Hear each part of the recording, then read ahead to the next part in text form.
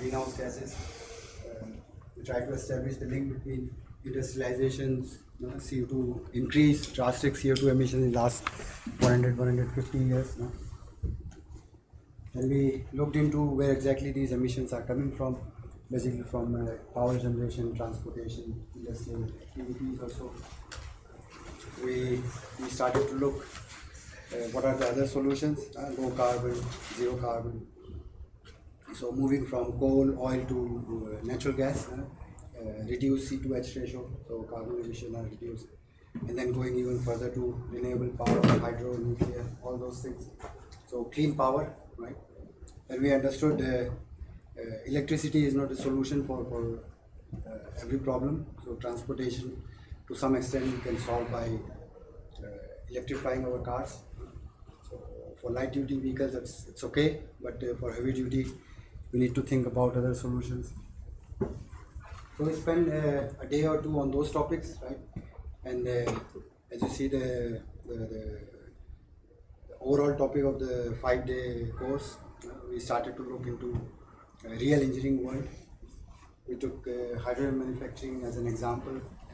I tried to establish the link between what you learn in your heat transfer course, mass transfer course, fluid mechanics, all those things, psychometric calculations, a lot of calculations we perform together, and how it is done in real world. So we spend a day or two on this. We spend 2-3 sessions on safety. So try to give you a glimpse of how safety is realized, how we manage safety in process chemical plants during the design stage, during the construction, during the conceptual stage, all those things. And after 3.5 days of delivering, we did a small exercise yesterday. So you were given a small problem statement based on the reaction. You ended up, we'll see now. So you ended up preparing a process flow diagram, probably a process instrumentation diagram. Most probably you calculated the product price. So a lot of economics we talked about. Agenda for today, what we'll do, we'll spend first session looking into what you guys have done. So we'll discuss. So there is no evaluation, it's more about discussing and learning it from each other. Which group has done which things in which way. So once again, there is nothing right, nothing wrong, it's just different. So we just want to see different approaches, right? Probably I will not comment on what you have prepared, but what we'll do now, each group will come forward and talk about this for 5 minutes, right? And I encourage other groups to, well, not to criticize, but ask questions, how you did this, what was the assumptions, all those things. So idea is to have interaction between you guys,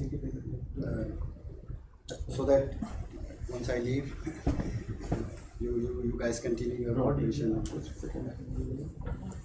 So that's what we do in the first session. And you already have in front of you the PNID. That's my humble solution. So if I would do, I would do this way. Please bear in mind, this absolutely doesn't look like how it will be in real world, but just to give an idea how you could control layer for safety and safety workers and all that. How you do the heat integration, right? So what we do, we compare what you have in front of you and what you will see in the screen. Once again, I repeat and emphasize this looks better than yours. That's what we do in the morning session. After the 50, we will do the same exercise. So you will use the flow sheet of the PNID in front of you. I already marked the node. You will take this example and apply what you saw during the safety session, HAZOP and SIL. So you will try to do a small HAZOP on this marked part, right? Select 2 guide words, flow, temperature, pressure, whatever you like, right? And 2 parameters, no, more, less, whatever, right? Think about the consequences, right? And try to see if whatever safety measures I've put, if there are more safety measures required, right? Okay, so that's what we'll do after the tea. Then we'll disperse for lunch, and after lunch, Wasewar sir agreed to talk about sustainability. And after that, unlike you guys have exam, there will be exam for me. So I'll be handing out the evaluation form. You just let me know how you like the course. If I delivered what you expected, right? So kind of short exam for me, just. So yesterday we got some exercise about methanol manufacturing, okay, in which the problem statement was about manufacturing or design the plant, okay. So how will we do that? So it's like a PO, a post order that we get from our customers. So we have a product specification that design capacity is 1000 tons per day, okay, and the feedstock is carbon monoxide and hydrogen, okay. Reaction is given and the conversion that is 30%, okay. So space velocity and of catalyst 5000 meter cube per hour was given, and properties of steam and CO, methane, CH3OH and CO and H2O was given, the molecular weight and all, everything was mentioned in the PO. So some things were missing that so the first deliverables was flow sheet, simple flow sheet, how the plant will look like, what will be the necessary things that we will discuss in the flow diagram. Then we have to consider all the instrumentations related to the flow sheet, everything including valves, safety measures. Then we will see what will be the controllers we will be using in the flow sheet. Then a small process description, how the process will look like, how methanol will be produced from CO and H2, what will be the reaction parameters and everything. There will be a material balance for this, okay. We will discuss about how much amount of CO and H2 will be required for creating our product. Power consumption, as we have more compressors and everything in the inline construction, so we will be discussing power consumption. The reaction is exothermic, so we will be evaluating the cooling duty for the heat exchangers and everything. And lastly, we will be estimating the capex estimation for the plant and operating expenditure and product price, okay.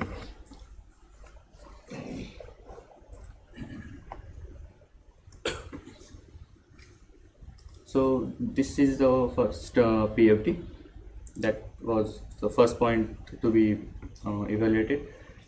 The carbon monoxide and hydrogen was passed from by a compressor, okay, and it is compressed to 50 bar as mentioned in the problem statement. Then it sent to a reactor where reaction takes place and methanol products formation, and from reactor it is the exothermic reaction, so we have given the heat exchanger, okay. It is withdrawal from the reaction, and from heat exchanger it goes to separator. And what happens is separator, that unreacted unreacted carbon monoxide and hydrogen again goes back to the inline stream. It is recycled and compressed back again to save the cost and everything, okay. And the separated methanol is collected in the collector, it's methanol collector. And talking about the detailed PNID, then CO and H2 are passed from the MFCs, that is the mass flow controller, Okay, and then it is the FM is like flow meter. What is the flow that is given, or indicating the amount of liters per minute is the CO and H2 flow. Then it is compressed to 50 bar, and there is a pressure transmitter which will be indicating the pressure to the PID controller system or SCADA system that will manage the pressure. Okay, and then this compressed stream are sent to the reactor. The reactor is jacketed reactor to cool down the reaction, since it is exothermic reaction. So we have a cooling water in and cooling water out for the reactor system. We have a pressure relief for PRV, because it is exothermic, the pressure will be building in the reactor. Okay, so for safety purpose, if anything goes, if anything fails, then PRV will be there to handle the cause. Okay, then PT is mentioned, that PT is for pressure transmitter. Okay, this pressure transmitter will transmit any digital signal to system, that PID system. Then temperature sensor is required, since we have to regulate the temperature of the exothermic reaction. Okay, and the manual oversight, the pressure gauge is given. Okay, then after cooling, after the reaction occurs, the outlet temperature of the reaction is measured. Then that's why, for that reason, the temperature sensor is given for outlet stream of the reactor feed. Okay, and after measuring the temperature, the heat exchanger will be given, means amount of flow of water will be mentioned. Okay, so that it will regulate the temperature lowest as required.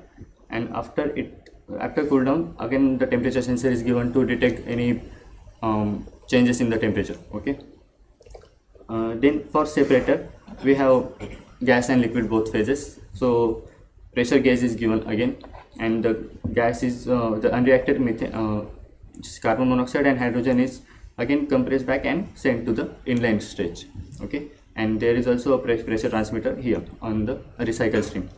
And after separator, the pump sent the methanol into the tank, and here a level indicator is given. Level indicator and level controller both are given. So before we move to next page, Yes. so comments from other groups. Anything you like, positives, anything they missed, what your group included? No? Okay, please continue. Thank you.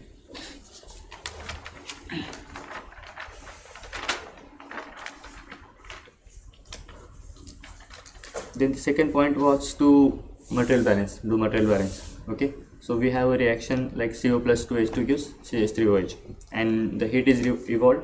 So 128 megajoules per kilomole of heat is evolved. Okay, so design capacity is 1000 tons per day. The 1000 tons per day is converted into kg per day, 10 to the power 6 kg per day. Okay, for simplification of the calculations. So moles of CH3, 10 to the power 6 by 32, because so the molecular weight of CH3 is 32. Okay, so we are going to produce around 31,000 to 50 kilomoles per day of methanol. Okay, so CO, carbon monoxide needed is the same, since 1 mole of CH3 is produced, 1 mole of CO is consumed. So same amount of carbon monoxide, and for H2, twice moles of H2 is given to the means reacting. So twice of CO or CH3OH kilomoles. So 62,500 kilomoles per day of H2 is needed. So we have given that the 30% of conversion is there. So for 30% conversion, the total amount of kilomoles reacting divided by 0.3%. Okay, so 0.3%, it goes to 1,04,167 kilomoles per day of CO is required. Okay, and for H2, it's 20833 kilomoles per day of H2. Now that we have the CO and H2 are reacting around 30%. Now we have unreacted CO and H2. Okay, so 72,000 divided by 7.7 for the same amount. Then 7,29,000 of kilomole of per day of CO, and 1,45,000 of kilomole of H2 kilomole per day.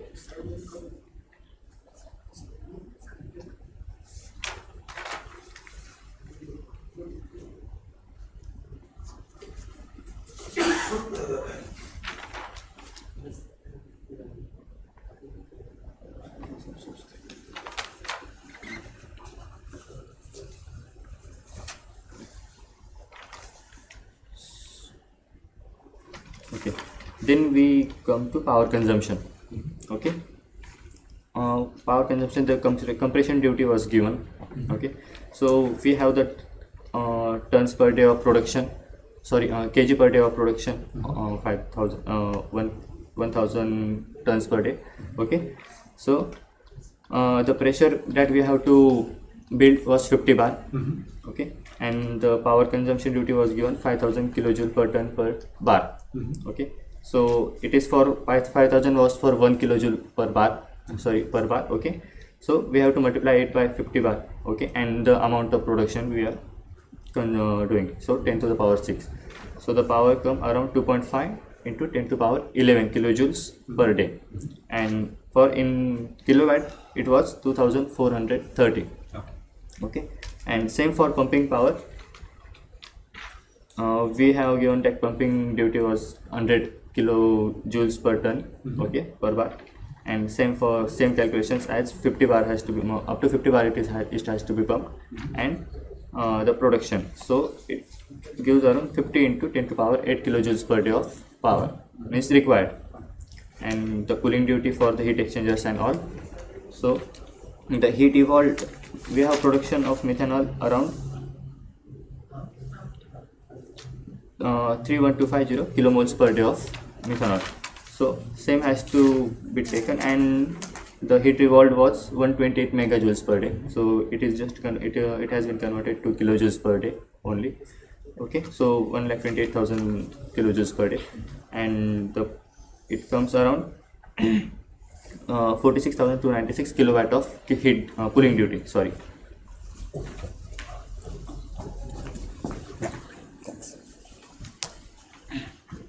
Capex estimation will be done by. Sorry? Capex estimation will be done. Okay.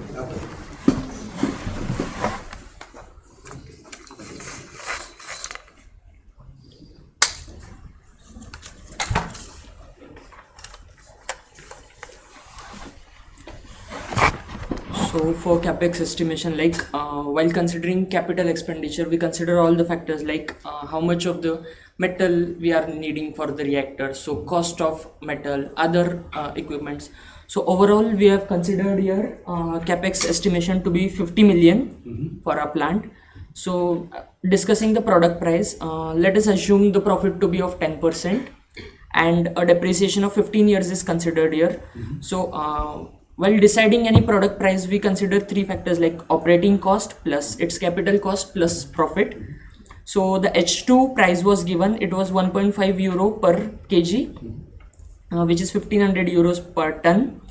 The LHV for H2 was, for CO was given 10 megajoules per kg.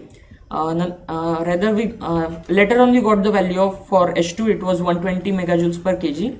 So we calculated H2 price upon LHV for H2, like for how much euros will be required for 1 megajoule of H2 to be to generate that much amount of energy, and the same ratio was compared to the CO price upon LHV of CO, which gave us the price of CO to be 125 euros per ton.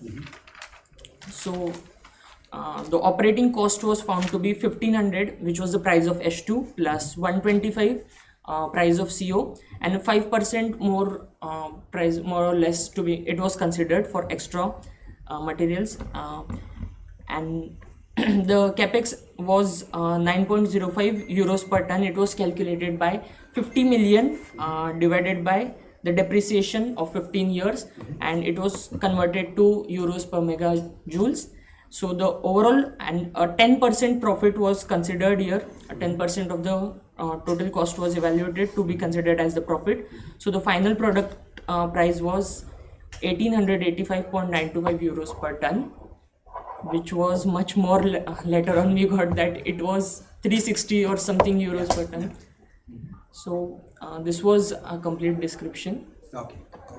Good. Thank you very much. Thank you, sir. So comments once again from other groups. If you can turn the page on the PFT. Yeah. So what was really good, they thought about all the equipments. They started with the reactor, and across the reactor they thought about separation. So you remember this onion model, you start with the reaction system, then separation. Probably they thought about utility, but maybe one small comment. You probably missed the heat integration.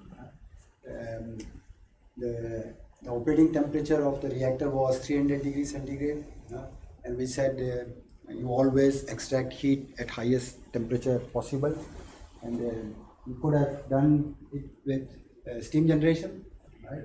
So it's not wrong, it's not right, but that's how you can probably your 1895 euro ton would have been 1500 euro ton, right? So that's how you could bring down, you could have brought down your product price, right? So very good. You thought about safety, so PSV is there. You thought about already how you want to operate the plant, what parameters you want to keep eye on. So PG, not only PT in the control room or SCADA, but you also put a PG. If operator is walking around in the plant, he is not in front of control room. Even in field, he is aware. So there is a local pressure gauge. So very good thinking. You also had a tank, so probably this is about this buffer volume for day or two required. So you produce your methanol and then it goes to the tank. So all in all, very good. I'm very pleased to see that you gathered something from last 2-3 days and try to apply all those things here. So thank you. Thank you, sir.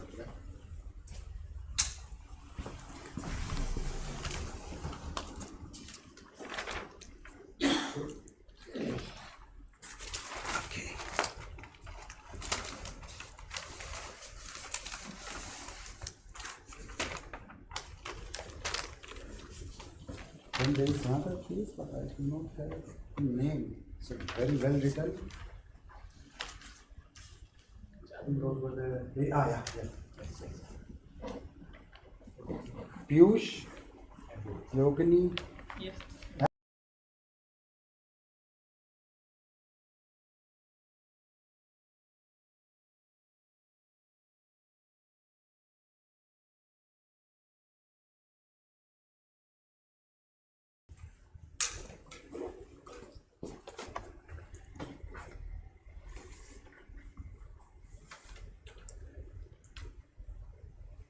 So yeah, basically we have given the question that our client has to approach us for the estimation production for the methanol.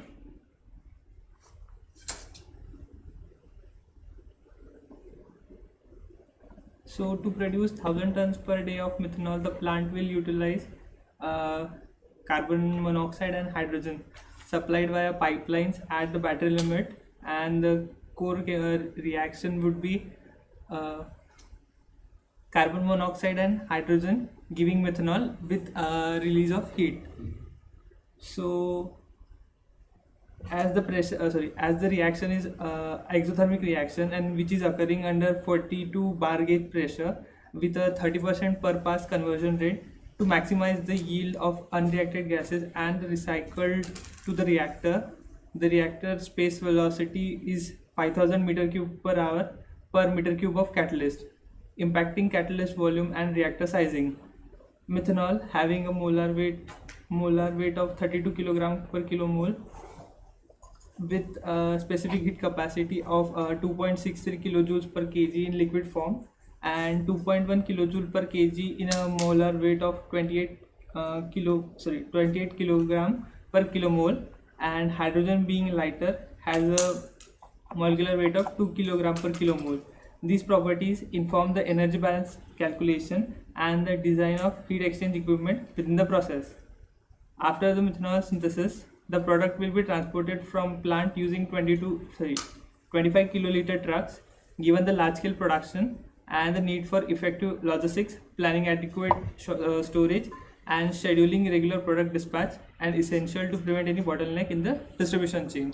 So here basically we have been given we have put our basic flow diagram in which there is carbon monoxide, hydrogen from 1 bar pressure. We have put it inside the two compressors, where we are getting a 50 bar of carbon monoxide and hydrogen, which is put inside the reactor chamber, where continuous flow of water is given to the reactor to cool down the external surface of the reactor, and the steam is going out for the further processing. And then inside the separator, the unreacted carbon monoxide and hydrogen are being recycled again inside and put it again inside the reactor chamber, and from this we are getting methanol, and here we are doing purification of the methanol, and our final product is methanol.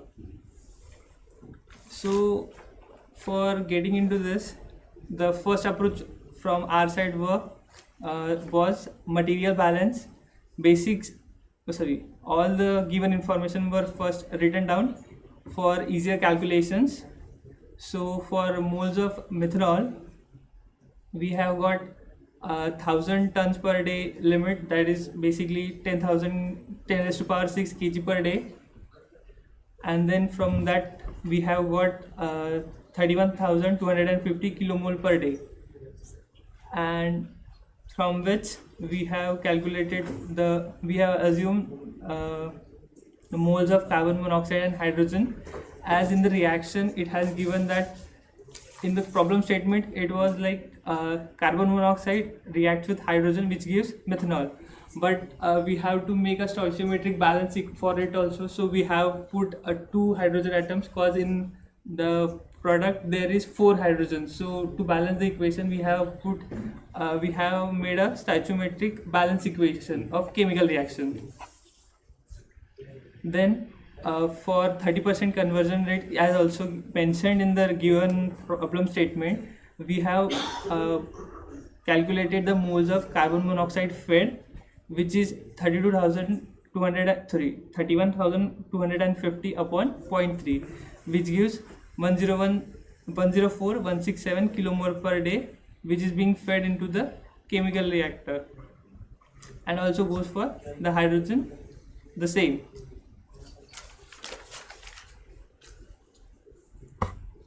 Then comes the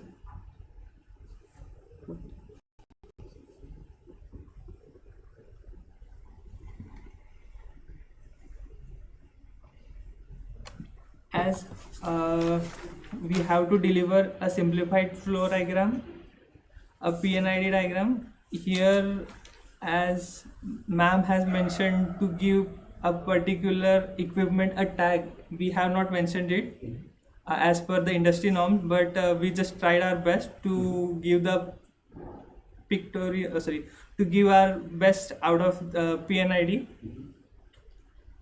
but still it's not up to the industrial marks, so bear with it. And then here is the material balance which we have calculated, and there comes after this a cooling duty required, which is heat generated per day due to reaction, total heat generated, which is 31,250 into 128, which comes out into 40 lakh million joules per day. So heat load per hour, it would be 40 lakhs upon 24 hours. So that would comes out to 67 millijoules per hour. So cooling duty required per pass is as the 30% going with the 0.3, which is conversion per pass. So 1,66,000 into 667 into 0.3, which gives 50,000 megajoules per hour. Then it comes to for the power consumption, which is delta P. So we have compressed the 1 bar carbon monoxide and hydrogen to 50 bar through our compressors. So the pressure difference would be 49 bar. So the compression power as given in the problem statement was 5,000 kilojoule per ton per bar dp. So for for carbon monoxide, the compression power would be 33.684 into 5,000 into 49, which turns out to be 580 kilojoule per hour. And for the hydrogen, the compression power would be 4.812 into 5,000 into 49, which is the resulting it would be 2292 kilowatt. So the total compressing power would be the addition of both for both carbon monoxide and hydrogen. So the total compression power would be 2620 kilowatt. Then it comes for the pumping. Sorry, it matches with your calculation? Do you remember? No? No. We'll see. Further going ahead with as we have to calculate for the power consumption, it comes always with compression power, pumping power, and the cumulative total compression power and pumping power. So for the pumping power, it also has given in the problem statement, that is 100 kilojoules per ton per bar dp. So for carbon monoxide, it's 100 into 49 to 33.684, which has been 1,65,051 kilojoules per hour, which in turn gives us 45.84 kilowatt. And for hydrogen, it is 100 into 49 into 4.812, which is 23,578.8 kilojoule per hour, which in turn gives us 6.55 kilowatt hour. So the total pumping power would be 45.84 plus 6.55, which gives us 53.39 kilowatt hour. So after this, the total power consumption, which is total compression power and total pumping power, so its addition would be 2,672 kilowatt. So we haven't done the CapEx estimation completely, so it was just the annual depreciation which we have calculated, as assuming that the cycle runs perfectly for 15 years, and its annual depreciation would be 333k. So that's it. We have up to done the capex estimation only. So you didn't have enough time to do the, Yes, sir. the product pricing. Yes. Okay, fine. Okay. Anything more to No. add on? Okay. So if you can go to the PFT. Sorry. So comments from other groups? So what is a little bit better from the previous group is they thought about the heat integration at appropriate temperature level, so they generated steam. But once again, nothing right, nothing wrong. Anything else? Anything else you want to add? Difference you see from your? No. I think you guys also had this recycled compressor. Yes, sir. But you could think about if I put this gas in front of this compressor, I can save one recycled compressor, right? Yes. So that's your cost optimization, capex optimization. Similarly, I think the other group, they had one compressor. So if you mix these two gases, then also you can reduce further one more compressor, right?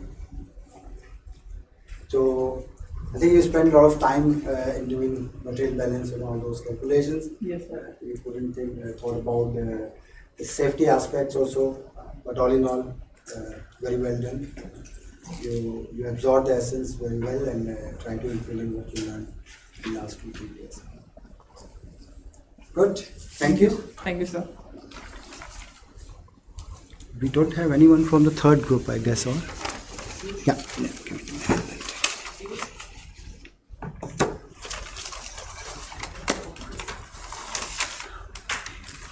So, Bhagyashri and group.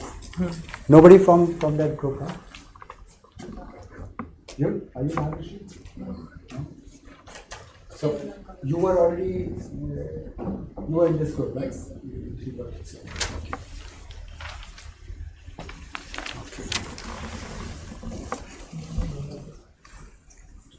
मेरी screen कैसे आएगी? मेरी screen कैसे आएगी?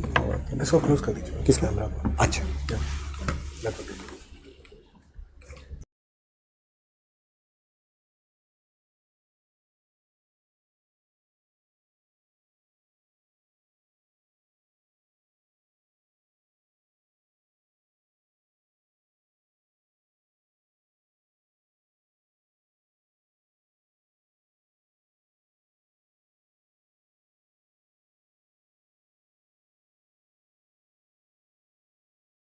So what I will do, I'll try to, you have in front of you the PNIDs of this exercise. So what we'll do now, I'll show you how I did it, slowly. I had much more time than you, so that's why it looks a little bit better than yours. And I did it in Visio, but that doesn't change the engineering or thought process what you guys said. So we start with, as we say always, our onion model, always start with the reactor, reaction system. So carbon monoxide, hydrogen. Sorry about it, it's not very visible. So first thing, we had a look on the operating conditions. That means we have to bring our reactants to 50 bar. So few minutes ago I said we can use one compressor, but here you see even I have two compressors. So you compress your reactants to operating pressure, go to the reactor of your reaction. So at this point, I already thought about let's say the heat integration. Looking at the reaction, it's exothermic, so a lot of energy will be released at appropriate temperature. We extract energy via steam production. So already steam is generated somewhere here and it's exported. So suddenly we had two reactants in one product, but now we have a second product as well. Right? I don't know if it's properly visible here, but yes, products are formed, right? And then we separate it when you have a product, right? And unreacted reactants will be recycled back. So a compressor is missing, this stream should have been here. Right? So please raise your hand. I'm finding mistakes in my drawings myself, but you are free to do so as well. One thing we didn't see in any of the group is, so the operating conditions mentioned were 50 bar and 300 degree. That means we also have to somehow bring the reactants to 300 degrees, right? Before going into the reactor, right? So what I thought about is your products are coming at, let's say, 300 degree. Right? What we can do, we can extract heat from the reactants, thereby heating up extract heat from the product, right? Thereby heating up the reactant and then go into the reactor.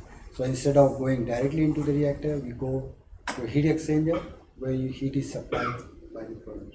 So it's kind of heat integration. So you have a hot stream here at 300, 320. We have to cool it to 30 to condense our methanol. And then you have one reactant or two reactant streams, which we need to heat up from 30 to 300. So one cold stream, one hot stream. Remember this TH diagram, TQ diagram. Based on this, we can use this fluid effluent and recover energy, right? So we'll recover energy up to maybe if this stream is at 30 degree, this product stream can be maximum at 50 degree, 60 degree based on delta T. We always talk about the difference, minimum difference. But if this stream is coming at 30 degree at cold end, the product stream can be at 60 degree, but since we have to cool it to 30, final cooling will be. So this is the U part, the utility. So H, heat integration we did, steam generation, heating up reactants using product heat, but there is some final heat which must be rejected to atmosphere by utility cooling, so that's this U part, right? Separation part we already looked at. I think almost every group had this tank, because we said it will be truck product offtake method, so we need some buffer volume. So based on 1 day, 2 day, 3 day, whatever you consider, that will define volume of this tank, right? Then we put how we want to control the plant. So we want to control so normally in plant, basically you can categorize in 3 different things. One is quality control, one is inventory control, and another one is production control. So flow and those kind of things falls into the production category.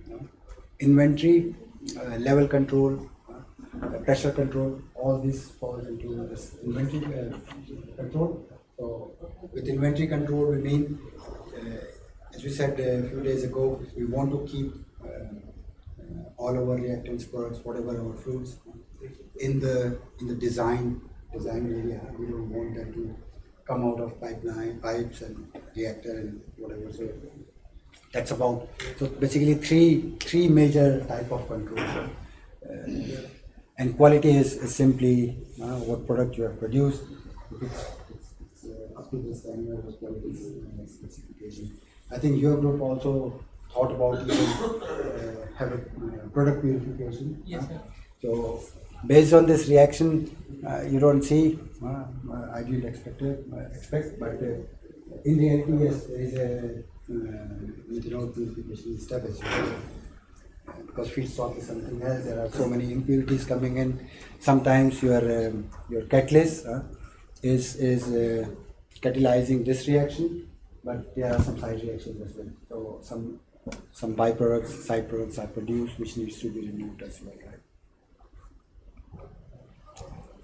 So after the process control loops on all the systems we see, we can also have pressure safety valve. So here you could see one common safety valve is downstream of compressor, because compressor is something you put in a lot of energy. Think about suddenly somewhere here the valve is closed, or this valve is closed, your compressor is running. That means your energy input is still happening, and still continuously happening, and somewhere this energy will go out. So pressure will keep on increasing. So there are many systems. So, but safety valve is almost every time downstream of compressor to protect it. Then we had this steam drum where you generally have water going to the jacket. Water and steam mixture is coming back in this drum. Water stays as liquid phase, steam is generated and exported, and they also need to protect it properly. Right? Yes, in summary, that's how it's not much different than what you guys have prepared. Thank you very much for the efforts.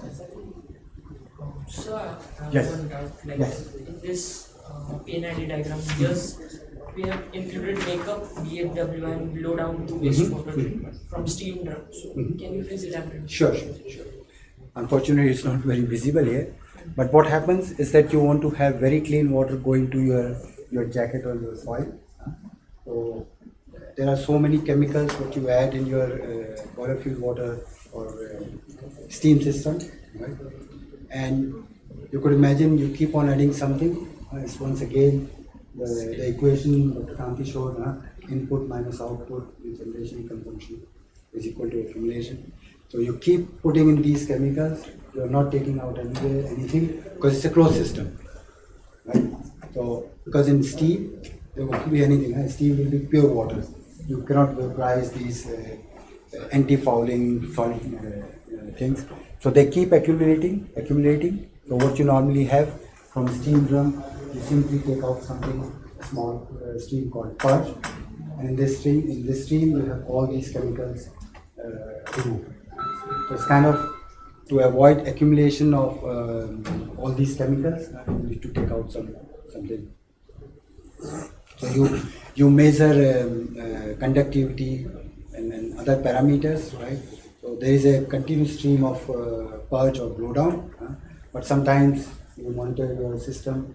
If it's going high, probably you could do intermittent blowdown purging as well. So you simply open the valve, all this dirty stuff, all those solid particles. You want to add something? Yes. Yeah, sure. Blowdown is a common term we generally used in boiler operations. So boiler is used to generate the steam. So you heard the terms scaling. It's occurred due to temporary and permanent hardness. So boiler as a function, we provide the heat and provide the heat to generate the steam. So during evaporations, salts are precipitated and settle down in the inside the boilers and tubes of boilers. So water kettle where you cook water. Same thing. So we have to use pure water, but pure water also has some conductivities. That means presence of minute salts, limited salts. So after the continuous use of this pure water in boilers, also scaling happens. So scaling की वजह से क्या होता है, conductivity बढ़ जाती है. आपने बॉयलर यूज़ किया, प्योर वाटर यूज़ किया, धीरे धीरे वो सेटल डाउन होने लगता है. सेटल डाउन होने लगता है तो you have to measure the conductivity of the boiling water during 8 hours 10 hours intervals. ज़्यादा होगा, स्केलिंग होना चालू हो जाएगी. अब चूंकि आप सिस्टम क्या है, आपका लिक्विड दे रहे हो, वेपर ले रहे हो, आउटपुट कुछ भी नहीं है. क्या हो गया, liquid input then vapour output. जो रिमेनिंग है वो कहाँ जाएगा, लिक्विड में प्रेजेंट रहेगा, मतलब बॉयलर में प्रेजेंट रहेगा. तो क्रिस्टलाइजेशन भी पढ़ा होगा आपने. Solubility, you heard the term solubility. Solubility is the presence of salt per unit solvent. ठीक है, जैसे आपने एक पानी में 1 चम्मच सॉल्ट डाला, डिजॉल्व हो गया. 1.5 चम्मच डाला, डिजॉल्व हो गया. 2 चम्मच डालोगे, डिजॉल्व नहीं हुआ. दैट मीन्स क्या हो गया, सैचुरेशन. ठीक है, अब आपको सैचुरेशन के ऊपर पे लेवल पर जाना होता है तो क्या करते हो, हीट करते हो. सेकेंड ऑप्शन,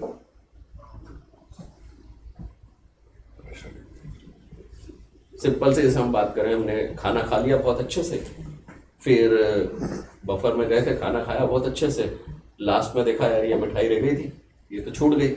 अब गले गले तक आप पैक हो तो थोड़ा सा और घूम लेते हैं. घूम लिया, थोड़ा लेवल सेट हो गया, सेचुरेट थे आप, लेवल सेट हो गया, फिर आपने मिठाई खा ली और अब आप घूम लिए, मतलब हो गया. फिर आप गए लास्ट में, बोले अब तो आइसक्रीम और ये भी था. अब आप क्या करोगे, तो फिर आप कुछ हाजमोला हिंगोली खाओगे, एडिंग ऑफ थर्ड कंपोनेंट. ठीक है, टू इंक्रीज द सॉल्युबिलिटी. ठीक है, वो किया. तो ऐसे ही बॉयलर में भी होता है. तो अब आपने क्या हो गया कि सॉल्ट ज़्यादा हो गया, अमाउंट ऑफ सॉल्ट, और सॉल्वेंट कम है, तो कहाँ जाएगा, हाँ, प्रेसिपिटेशन होगा. ये क्रिस्टलाइजेशन का फंडामेंटल है. कैसे करते हैं हम, उसमें भी वही है. 1 लीटर पानी में 500 ग्राम सॉल्ट डिजॉल्व हो रहा है, सपोज एग्जाम्पल. अब आप रिवर्स प्रोसेस पे आ जाओ, पानी को ऑपरेट कर दो 800 ग्राम्स, तो 800 ग्राम्स में सॉल्युबिलिटी उसकी 5.5 ही है, वो 0.5 में डिजॉल्व होगा. बाकी क्या होगा, जो भी 500 ग्राम की जगह पे जो भी बचेगा, अब आपका मतलब 40 ग्राम 50 ग्राम वो प्रेसिपिटेट हो जाएगा. ये क्रिस्टलाइजेशन. तो सेम बॉयलर में होता है. तो फिर उसके लिए आपको कंडक्टिविटी मेजर करना पड़ती है, और जैसे कंडक्टिविटी ज़्यादा होगी, स्केलिंग के चांसेस ज़्यादा होंगे. स्केलिंग से क्या होगा, रेसिस्टेंस टू हीट.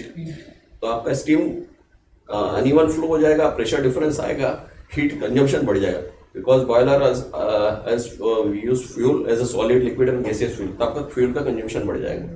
तो उसको अवॉइड करने के लिए आपको ब्लो डाउन करना पड़ता है, क्योंकि और कोई ऑप्शन नहीं है आपके पास, क्योंकि आप लिक्विड ले रहे हो, वेपर दे रहे हो. तो ब्लो डाउन करते हैं. ब्लो डाउन करके जो कॉन्सेंट्रेटेड सॉल्ट होता है उसको बाहर कर देते हैं. इस ऑपरेशन को बोलते हैं ब्लो डाउन, और ये कॉमनली यूज होता है. Thank you very much. Very good examples to explain. So just to add one more thing, I think we explained almost everything very nicely in detail. But if you have precipitation, and unfortunately this precipitation, let's say most probably it will be happening on your heat transfer surface. So we saw during the hydrogen manufacturing plant, we cool the gas directly from 850 to 350, and the tubes are always close to the water temperature because they are always cool. This is if you have clean water. If you have steam generation and you do not have any scaling. Imagine if you have scale formation on the tube, suddenly the local temperature of tube is increased. And you thought your tube temperature will never be above 300. If you have scaling, it can go to 450 or above design temperature. And that's the safety issue. So first step would be you will have, as Kumar explained, you will have more fuel consumption. But if it goes unnoticed, which will definitely go unnoticed because you will not go, you don't have any cameras. Exactly, scaling at location. So at some location where the heat transfer is, heat flux is very high, suddenly you can have too much. That is a serious safety issue. Okay, any more question, any comments on this exercise? If no, then we can move to the next one. What type of PIZ controller? Sorry? PIZ controller. PIZ. So that's a safety measure. So what we... Good question.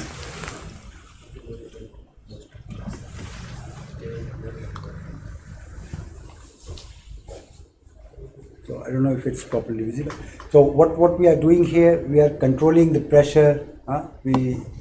We said in problem statement the pressure required, operating pressure is 50 bar. So we are controlling the pressure here by this compressor power. So the motor running on the compressor, turning the compressor, right? You remember from layer of protection we had a process, then we had the process control. So process control layer is this PIC that we are controlling the pressure on this side, downstream side, by varying the motor power or motor rotational speed, whatever. Basically energy input to power, right?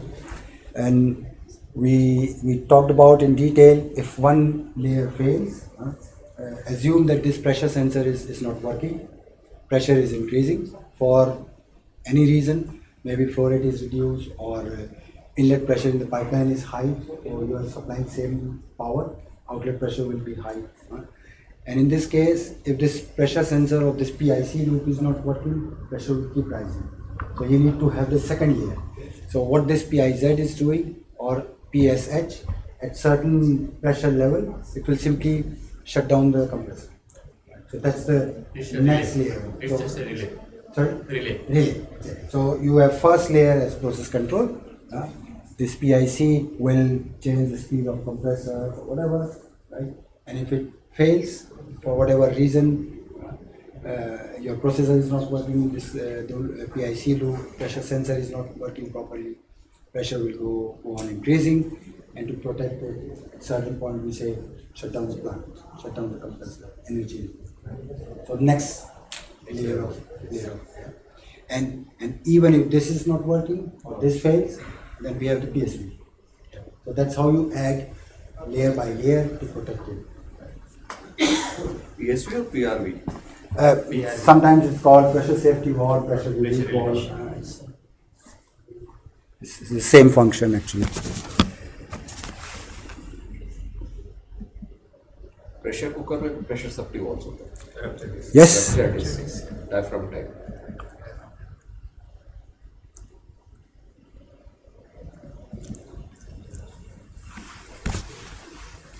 So looking at your interest and enthusiasm on the exercise, we have another one. One was on process and process design, how you went from block flow diagram to process flow diagram, ENID, we did material balance, also the economic calculations, right? And as I said in the morning, we'll do another exercise, what we learned from safety session. So what I will do in next 5 minutes, just repeat once again what we did in the safety session, right? And you will be given or rather I have already given you a flow sheet and mark the part. So on this part you will try to do a small HAZOP, try to see if safety systems provided are enough, or if you want to recommend something else to make it even more safe, right? So we'll skip all this and just a small reminder for 5 minutes on HAZOP and SIL, right? So basically HAZOP is a systematic method to check if the safety system or safety layers provided on the design are enough or not. So how you do that? The key thing is you select guide words and parameters. So guide word could be more, less, no, something like this. And the parameters are flow, temperature, pressure. We saw. I'll show you. Combination of these two means deviation. So more flow, less temperature, high pressure, whatever, right? You identify the cause for this. Why you will have no flow, why you will have more flow. So for an example, if we say on this point there is no flow, inlet of the compressor, no flow could be because the valve at inlet of the compressor is by mistake closed. So you identify the cause, why, right? Identify the final consequence. So for an example, this pressure sensor is not working downstream the compressor. So what could happen? So you will say, right, continuous supply of energy to the compressor, pressure increasing, increasing or crossing the design pressure of downstream equipment, pipe, reactor, whatever it is, right? And loss of containment, right? Possible fire and fatality. So final consequence, you will think about it, right? And identify the frequency of deviation. So as we said, guide words, no, more, less, as well. You remember we talked about probably the supply of CO is suddenly not so pure. Some other reactants are coming, and because of this impurity in your CO, you have some side reaction. The reaction is much more exothermic and pressure can increase, right? So as well, that's what is meant by as well, more than part of CO is not completely pure, reverse, other than parameters are flow, pressure, temperature. Yes, you can make picture. Yeah, so that's about the small I think you paid attention on this example you did yesterday or day before yesterday, or you should be able to do similar thing. So in SIL, what we do normally, first of all, you try to establish consequence, right? And consequence could be, for an example, reactor rupture or explosion, and final consequence would be you try to establish how many fatalities you can have, and based on this, you will specify or agree on severity level. If it's, let's say, somewhere in this region, the acceptable is this much, it's very high, right? Somewhere in this region, acceptable probability is much lower, right? So for sake of simplicity, just keep this number in mind, that if for our example your acceptable probability is 1 in 10 to the power 6, right? Then what we do, we look at all these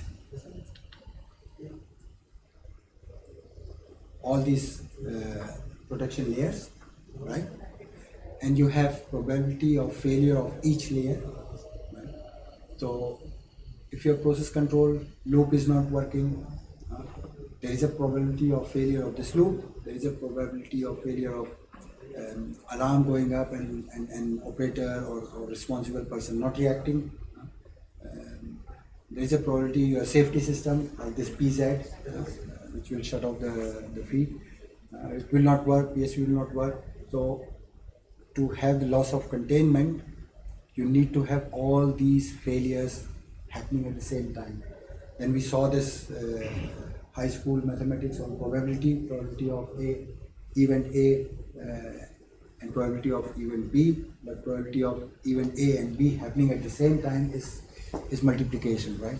So that's how you specify probability of failure on demand of these systems, and finally come to probability of failure of all of them together, and see if this number is higher than your acceptable risk or acceptable probability. You need to specify the safety integrity level of your safety system, right? So we did a small example on this one also. Maybe you can, I'll keep this on the screen. Huh? So this will give you some typical probability of failure of things, right? Yeah, so we did an example on one loop, and we found that the risk reduction factor required is somewhere around 1 to 10. Huh? So 1 to 10, that means it's in level 1. Risk reduction factor means our acceptable probability is 1 10 to the power minus 6. If with all the layers multiplication you end up with 1 10 to the power minus 4, that means risk reduction factor required is 100, 10 to the power 64. And 100 means somewhere it's a simple system, but if risk reduction factor required is high, your integrity level must be high. And we saw so single sensor, single solver, and for one final element, one pressure transmitter, one solver or one processor, and one final element or one valve. That's enough, SIL 1. But if we have to increase its effectiveness, you go to double or triple sensors. So sometimes you have 2 or 3 PTs, right? Solver is most of the time 1, but for very high safety system, you even have a redundant solvers. So the solvers can also do miscalculation. And one element, final element, is not enough, so you have 2 control rods. So if you see this one, single, single, single, and if you go 2 of this, or 3 of this, and 2 of this, so probability of this loop failing is much lower. You have 3 sensors, right? If one fails, you have other 2, right? You have 2 final elements, so already the probability of this loop failing is already 4 times lower compared to this one. So once again, you agree, or we already agree, that your acceptable probability is 10 to the power minus 6. You will see the system here, and it's marked here. You will see what are the layers of protection already there, and you will calculate once again the probability of failure of all these layers in combination. If this number is higher than 10 to the power minus 6, you establish what's the risk reduction factor required. Based on this, you recommend probably for an example, you say on this PZ, probably I will put 3 pressure transmitters and 2 shutoff points. Something like this. Okay. So as I said, we will keep this slide on show. We don't want to have a explosion, eruption of your drum, high pressure steam going out. So we installed PRV, PSV, whatever you want to call it. But the final safety element, the final protection, design pressure is 47 as an example. You set the pressure of PRV at 47. So before you go above your design pressure of drum, you simply release some of the steam and thereby reduce the pressure, right? So that's basically about the process. I explained the note. So normally in HAZOP you need to have a process engineer. So I played that part already and explained the process once again. But within the team, align yourself between yourself once again. Everybody understand the process and what are the layers of protection there, and everybody understands function of each layer and how they operate. And here we said, as an example, 43, 45. So those numbers also needs to be, let's say, agreed and known to everyone, right, before having a fruitful discussion. Right. So looking at the sheet, it's empty, but section I already wrote, steam drum. So that's your node. Right. So yeah, you have on the back side also the same thing. But section I already wrote down, steam drum. So that's what a node. In engineering term, we call it node, part of the plant you are looking at. And when you do HAZOP, you try to stay within this node, because very often you realize a few minutes ago I was talking about steam drums and I suddenly ended up in reactor. So you have to limit yourself to this node. But if there are causes related to upstream downstream equipment, do not hesitate to discuss and include that also in your discussion. Right? So you guys are familiar now with the guide words, right? You select a parameter, right? You write down or you agree on what's the possible cause. I think I explained some examples. Not on this one. If you go to the compressor, we say more pressure downstream the compressor. So guide word is more, parameter is pressure, right? And what could be the possible cause? Maybe a wall is inadvertently or by mistake closed downstream of the compressor. That means you are continuously putting in the energy via the motor, right? Electrical motor. Energy is continuously supplied to the system. You have the wall closed, so pressure will rise, right? And the consequence we already saw. You have to write down the final consequence step by step. So pressure increases, pressure exceeding design pressure, system rupture, release of flammable, toxic CO, whatever, and finally 2 fatalities, 3 fatalities, whatever you think is right. Then in the next one, you will write down all the safeguards. Right? So for this example, we already saw we have a PIC loop. If pressure increases, will slow down the motor speed, reduce the motor speed, thereby reducing the power input. Right? So that's the first layer. From this onion model of layers of protection. Then we have we considered if this PIC fails, then we have the next level or next layer of protection, a PZ function. At this point, the feed valve will be closed, motor will be shut down, so plant shut down. Right? Then we have the next one, a safety valve. If you look at the PNID, there is a safety valve downstream the compressor. Normally it should be before the valve, shown on the PNID, but that's fine. If your PIC layer, control loop, or this layer fails, your next layer fails, then you have the PSV or PRV as the next layer, right? So you will, in the safeguard column, you will mention all the safeguards present, and discuss if there could be any more safeguard you want to recommend, or your recommendation can also be no more safeguards required. That's all. You wanted to ask something? No. Okay, so in the last column, that would be your action required. Either it would be solve something, or simply say no more safeguard required, something like this, right? So I think let's take 45 minutes to 1 hour, right? And select your own 2 guide words and 2 parameters. So you have flow, temperature, level, whatever, all those things. So select on this steam drum 2 parameters and 2 guide words. So you will have 4 deviations, say 1, 2, 3, 4, and the last one you can leave empty. But if you like the exercise, want to do more, you are more than welcome. So, any question, anything you want to ask? You think anything is missing? As I said yesterday also, if you think anything is missing, please make your assumption. ask questions or make your assumption. And when we discuss it, you simply explain your solution based on your assumption.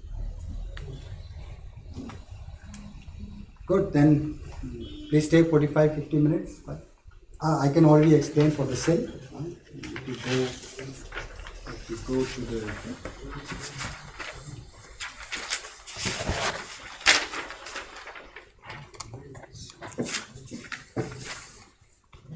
so the same exercise, once you are done with let's say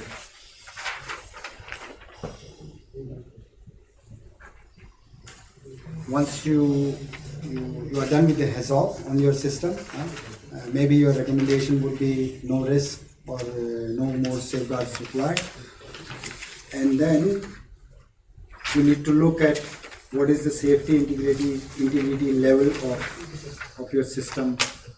You have it. So as I said before, going into the tea break, assume your acceptable risk required is 110 to the power minus 6, right? And you see what are the layers of protection you have, right?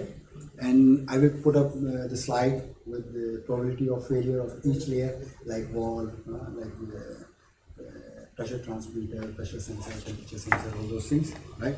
If something is not present, make your assumption based on other PFDs, probability of failure on demand. Try to see what's the PFD for the combined layers. High school mathematics probability of A and B happening together is PA times PV. So different layers, you multiply each other and then you will come up with your PFD of combined layers, right?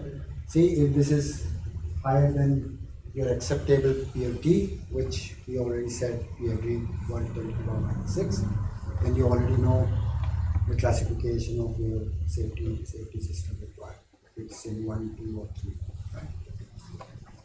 Okay, on the back side of the cell table, you will see as an example, right, how it is done. This is an example. So I have chosen the guide word a high and a parameter pressure. So there will be, in case of high pressure, the probable cause can be failure of PIC and PRV both, and the consequence will be rupture of the steam tank and pipelines also. And the safeguard can be regular maintenance of PIC and PRV, and action required will be protection of workers and equipment by restricting the area of that area, and visual provision of monitoring parameters like what is the pressure and temperature of that area, pipeline, steams and drum, and also So active communication between the control room and the workers. That can also prevent. So basically what you are suggesting is reduce the exposure. You restrict the flow of people moving around here and there, unauthorized people, untrained people, right? So that's what they are suggesting. They are trying to increase awareness, communication between control room and people walking outside. So very good thinking. It's a normal practice. People go in the field, they always have walkie-talkie in there. So they are always in communication with the control room. Very good. The next one, please. The next one can be low pressure. So the guide word will be low and parameter will be pressure. Okay. So there can be two causes. One, there might be a failure of insulation in the reactor, and the other cause may be that reaction is not happening at all. Okay. That is why low pressure of steam. So if the failure of insulation, then rupture of reactor will happen. And if the reaction is not happening, then maybe production shutdown is the consequence.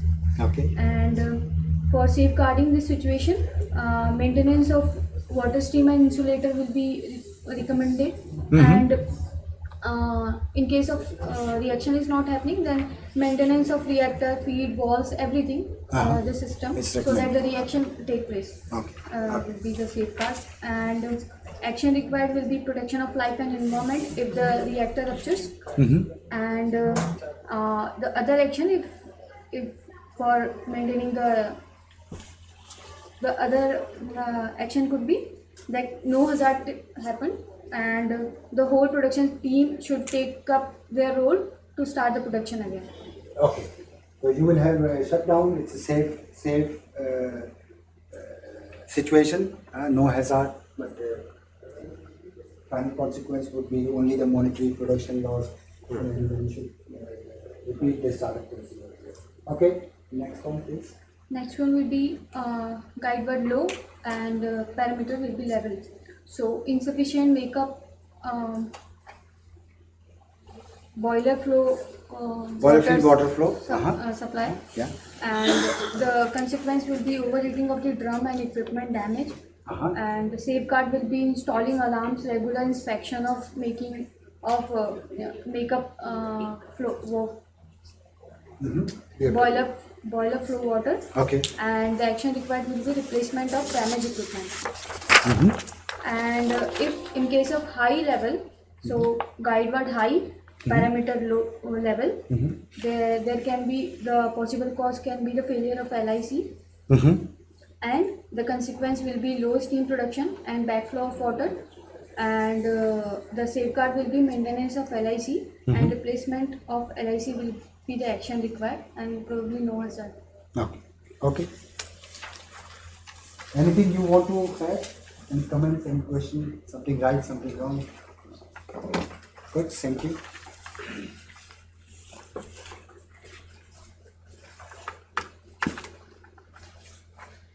So that's a good approach. One will talk about HAZOP, and another team member will talk about the sale. So that's how you can distribute. Unfortunately, you can't do it. You have to distribute between yourself.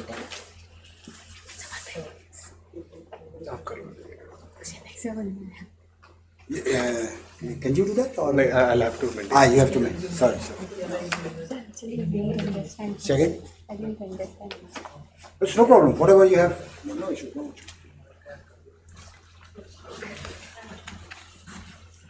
Feel free. So Absolutely. the description of situation is that level control valve on the second phase separator failed. So level 0 and high pressure unreacted gas blowbacks to atmospheric tank and subsequent fire canal.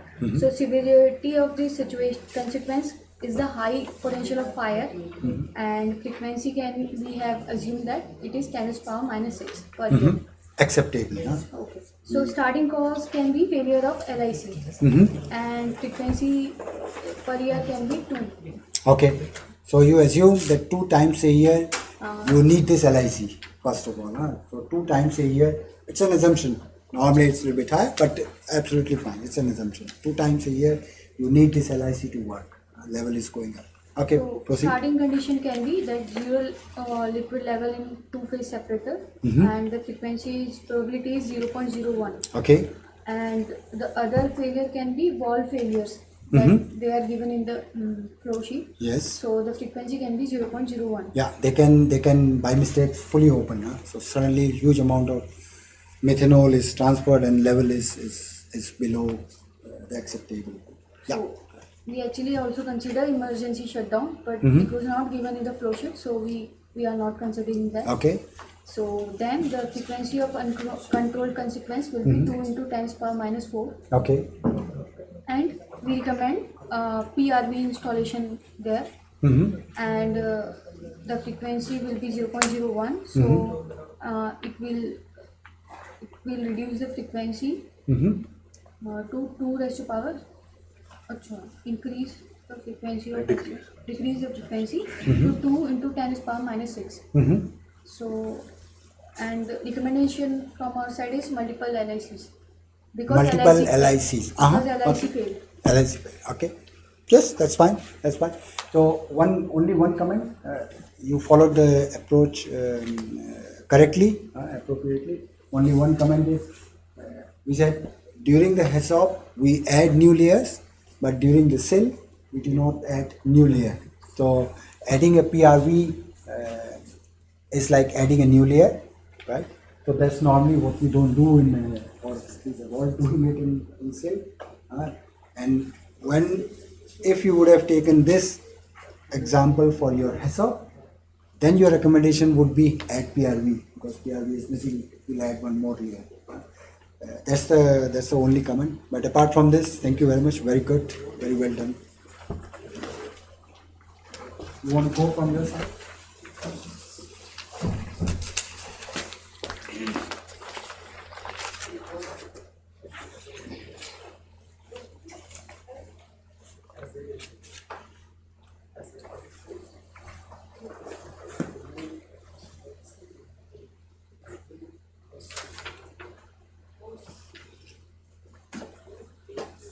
Yes.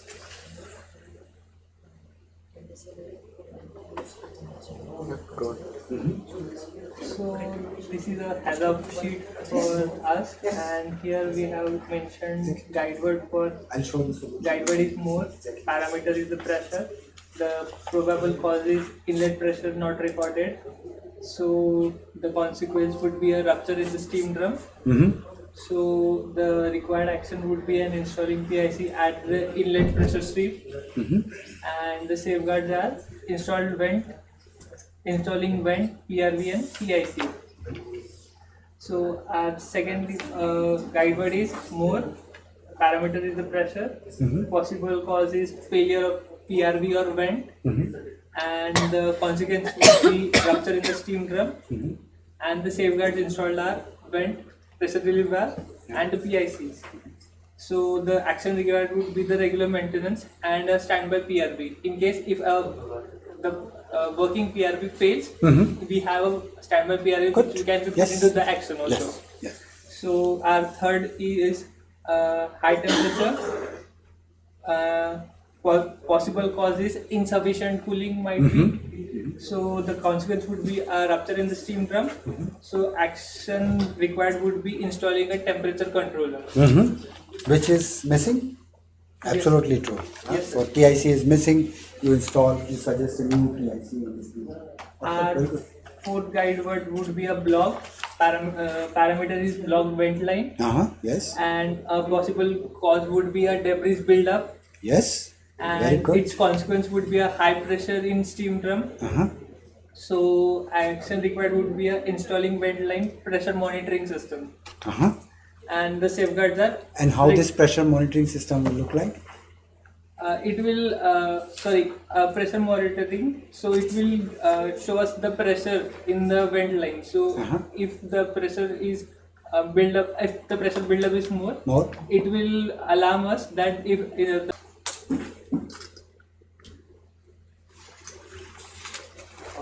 So here we have been given the description that if the level control valve on the second phase fails, so like in figure we can see if this level controller fails, so there are chances that directly the hydrocarbon may be released here in the product tank and from there to the atmosphere. So the starting cause is this which is unacceptable, and the frequency is 1 into 10 to the power minus 6, and the failure starting cause for this is failure of LIC, and we have assumed the frequency to be 5 times a year. So the starting conditions for this can be irregular maintenance. The probability we have considered here for this is 0.5. Then physical damage, like sometimes it may get corrode, or some physical damage, maybe breaking of it may occur. So the probability for this is 0.01. False indication, maybe the level indicator may indicate some other false indication may happen, so it is 0.1. And loss of power sometimes may happen. This would result in a probability of 0.1. So the frequency of uncontrolled consequences in all 25 into 10 to the power minus 4. So and LSLL, failure of this may also have a probability of 0.01. So the total frequency becomes 25 into 10 to the power minus 6. So when we found out the risk reduction factor, it was to be 25. So we had to reduce it to 1. So SL of current IPL is 1. So we have planned to install 2 LSLLs. So this would result that when it becomes 2, again the probability would be increased by 0.01 of failure. 0.0001. So the final frequency becomes 25 into 10 to the power minus 8. So, and when we find the risk reduction factor, it results into less than 1. 0.25. So it has been reduced Then to 1. it's Less than acceptable, 1. below the acceptable. Okay, thank you. Thank you, sir. Now it's you, sir.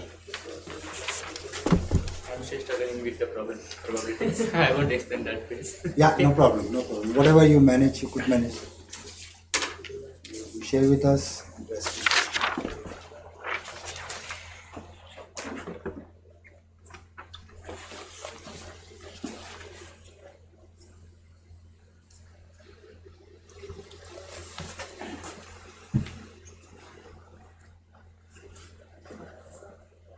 So the guide word is more stream. Okay, if the in the reaction in the reactor, if the exothermic reaction temperature rises, okay, then more stream production will happen, and the temperature will rise in the of the stream. Okay, and then if temperature rises, the possible causes will be increase in temperature of the steam drum. Okay, so if more temperature is there, then there is no temperature sensor in the steam drum. So more steam will produce more temperature and more pressure will be there. For pressure control we have PRVs, okay, and but for temperature control there are no measures to control the temperature. So the action required will be temperature controller. Okay, then if the less boiler feed water is given, means if the failure of the LIC level controller happens, then parameter will be water level. Okay. Possible cause of overheating the drum. Okay. The consequences will be drum damage. It will be overheat and drum damage will happen. Then safeguard will be LIC is installed already, but if it fails, the action required is more LIC required. Okay. Then for if less stream is produced, if exothermic reaction the reaction temperature is less, okay, then less stream is produced, then parameters will be low temperature. Okay, then it will increase the condensation of the steam in the steam drum. Okay, and if steam drum condensation increases, it will increase in water level. Okay, and if water level increases, there are no safeguard for the water level means overflow. Okay, then there are no safeguards to overflow or system. Then we will add action required. We will add an overflow wall or system to manage the water level in the. We have water LIC controller only, but it will only control if the water level goes down. But what if goes up? Okay, so we have that. And if the more boiler feed water comes, means the LIC fails. Okay, and the water the wall remains open. Okay. So there will be still high water level in the drum steam. The generation of the steam will be less. Okay, if water level rises, the steam generation will be less. If LIC malfunction, then consequences is less steam generation, and safeguard required is LIC. But if it damaged, then action required is more LIC or the overflow walls are required. That's all. What is the population? So current population is around, you can see that 8.178 billion, and this was taken, I think, in September this month. So when that population is increasing, what do you think about the other things? What others will increase because of the population? That is simply the demand. So if you see that the prediction by the various, we can say the scientists, authors, or by the based on the certain various methods, it is predicted that by the in the range of say 2054 to 2088, it will maybe around 10 billion or more of that also, the world population. So if the population will reaches to this particular one, So definitely year by year that there will be the demand, increase in the demand. So as the engineers, and mostly all of us are the chemical and science related people, so as the population increases, demand in the sense what? Everything, all kind of things, data pack, internet speed. The first priority maybe in the future that may have the high speed, because we have seen that they don't have, they cannot have the food in at 2 times, but still they have the very Apple phone and the full pack of that 4 GB, 2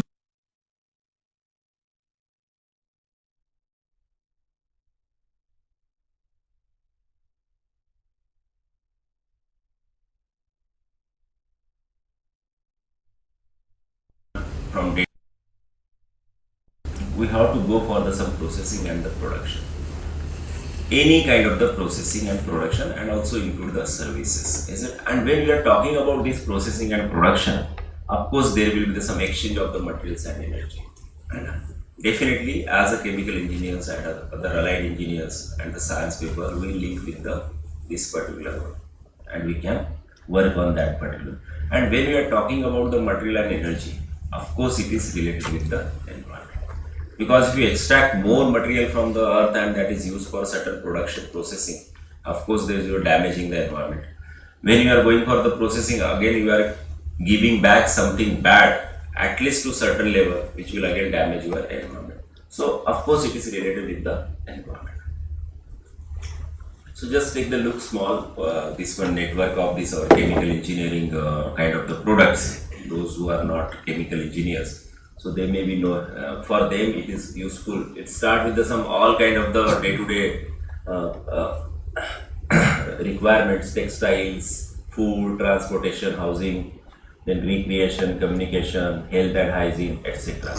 So all are this really, in all sectors the chemical engineers have contributed. And mostly now you can see the market for the chemical engineers moving towards the pharmaceutical or drugs one. And there are many chemical engineers, those are working in this one. That's it. This day-to-day life chemicals that everywhere start with the plastic to the your tires also, all that detergent to your perfume, etc. And if you see in our chemical engineering, top 10 inventions that is done by the chemical engineers or the doing that one, still some scope is always there for that one. That is like the drinking of potable waters. Then best part was that the petrol, diesel and other fuels. Of course, it was extracted by some mechanical related people, mining people. But the further processing of that one is required, and where the expert is from chemical basically. Of course, now it is just split into some other branch like the petroleum refinery, petrochemical, etc. But anyway, that basic knowledge of the chemical engineering is required for that one. Then antibiotics, electricity from fossil fuels, that is important, vaccines, then plastics, fertilizers, sanitation, electricity from non-fossils also, and medication. When deciding these dose medications, if you see that Corona में क्या हो गया था, is there any chemical involved? कि भाई कितना particular dose देना है up to what interval? That can also be decided by the chemical, because that interaction is involving the reactions, and that reaction how to understand the mechanism behind that one. Maybe the chemist people, some typical pharmaceutical people may do it, but at where and when, that means once you inject some injection at suppose at this particular point, and it is targeted that it should reach to here, that how much time it will take it to reach that one, how it is traveling through that, we can say that veins or other things. Okay, so these are the main.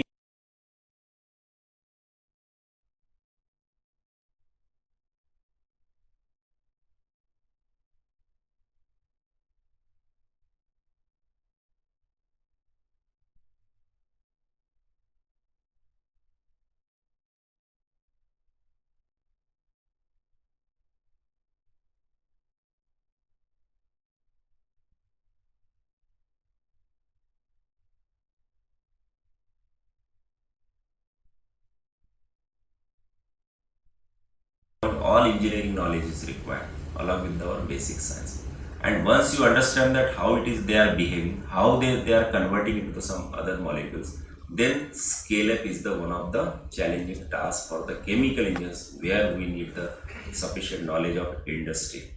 Because everywhere simply that mathematical expressions you cannot use it, just like the example of blast furnace, fluidized bed.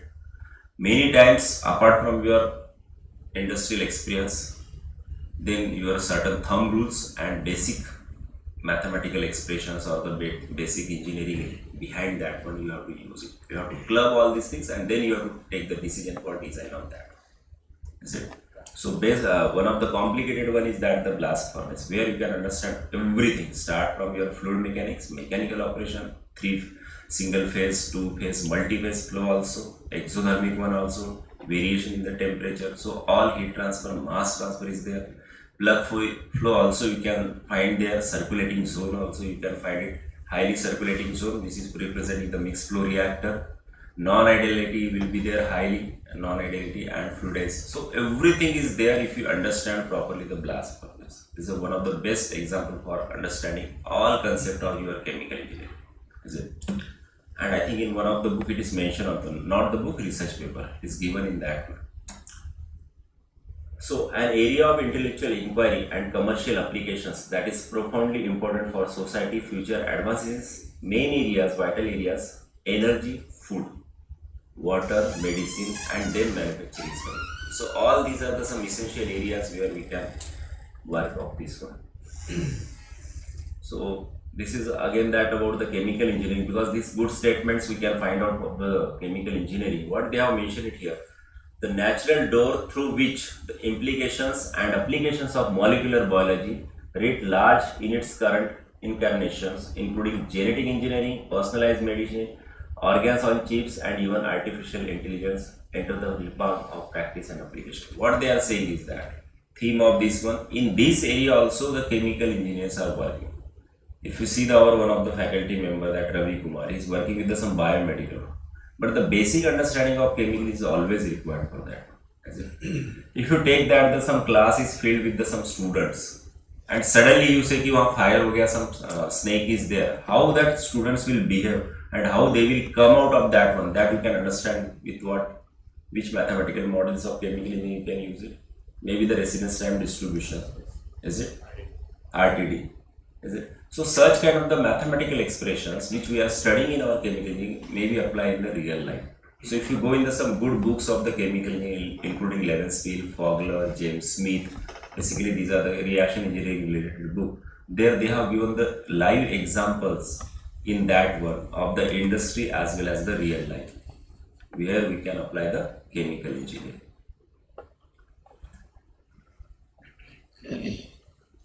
So some of the, we can say that best kind of the contributions in by the chemical engineers, you can see that without synthetic fertilizers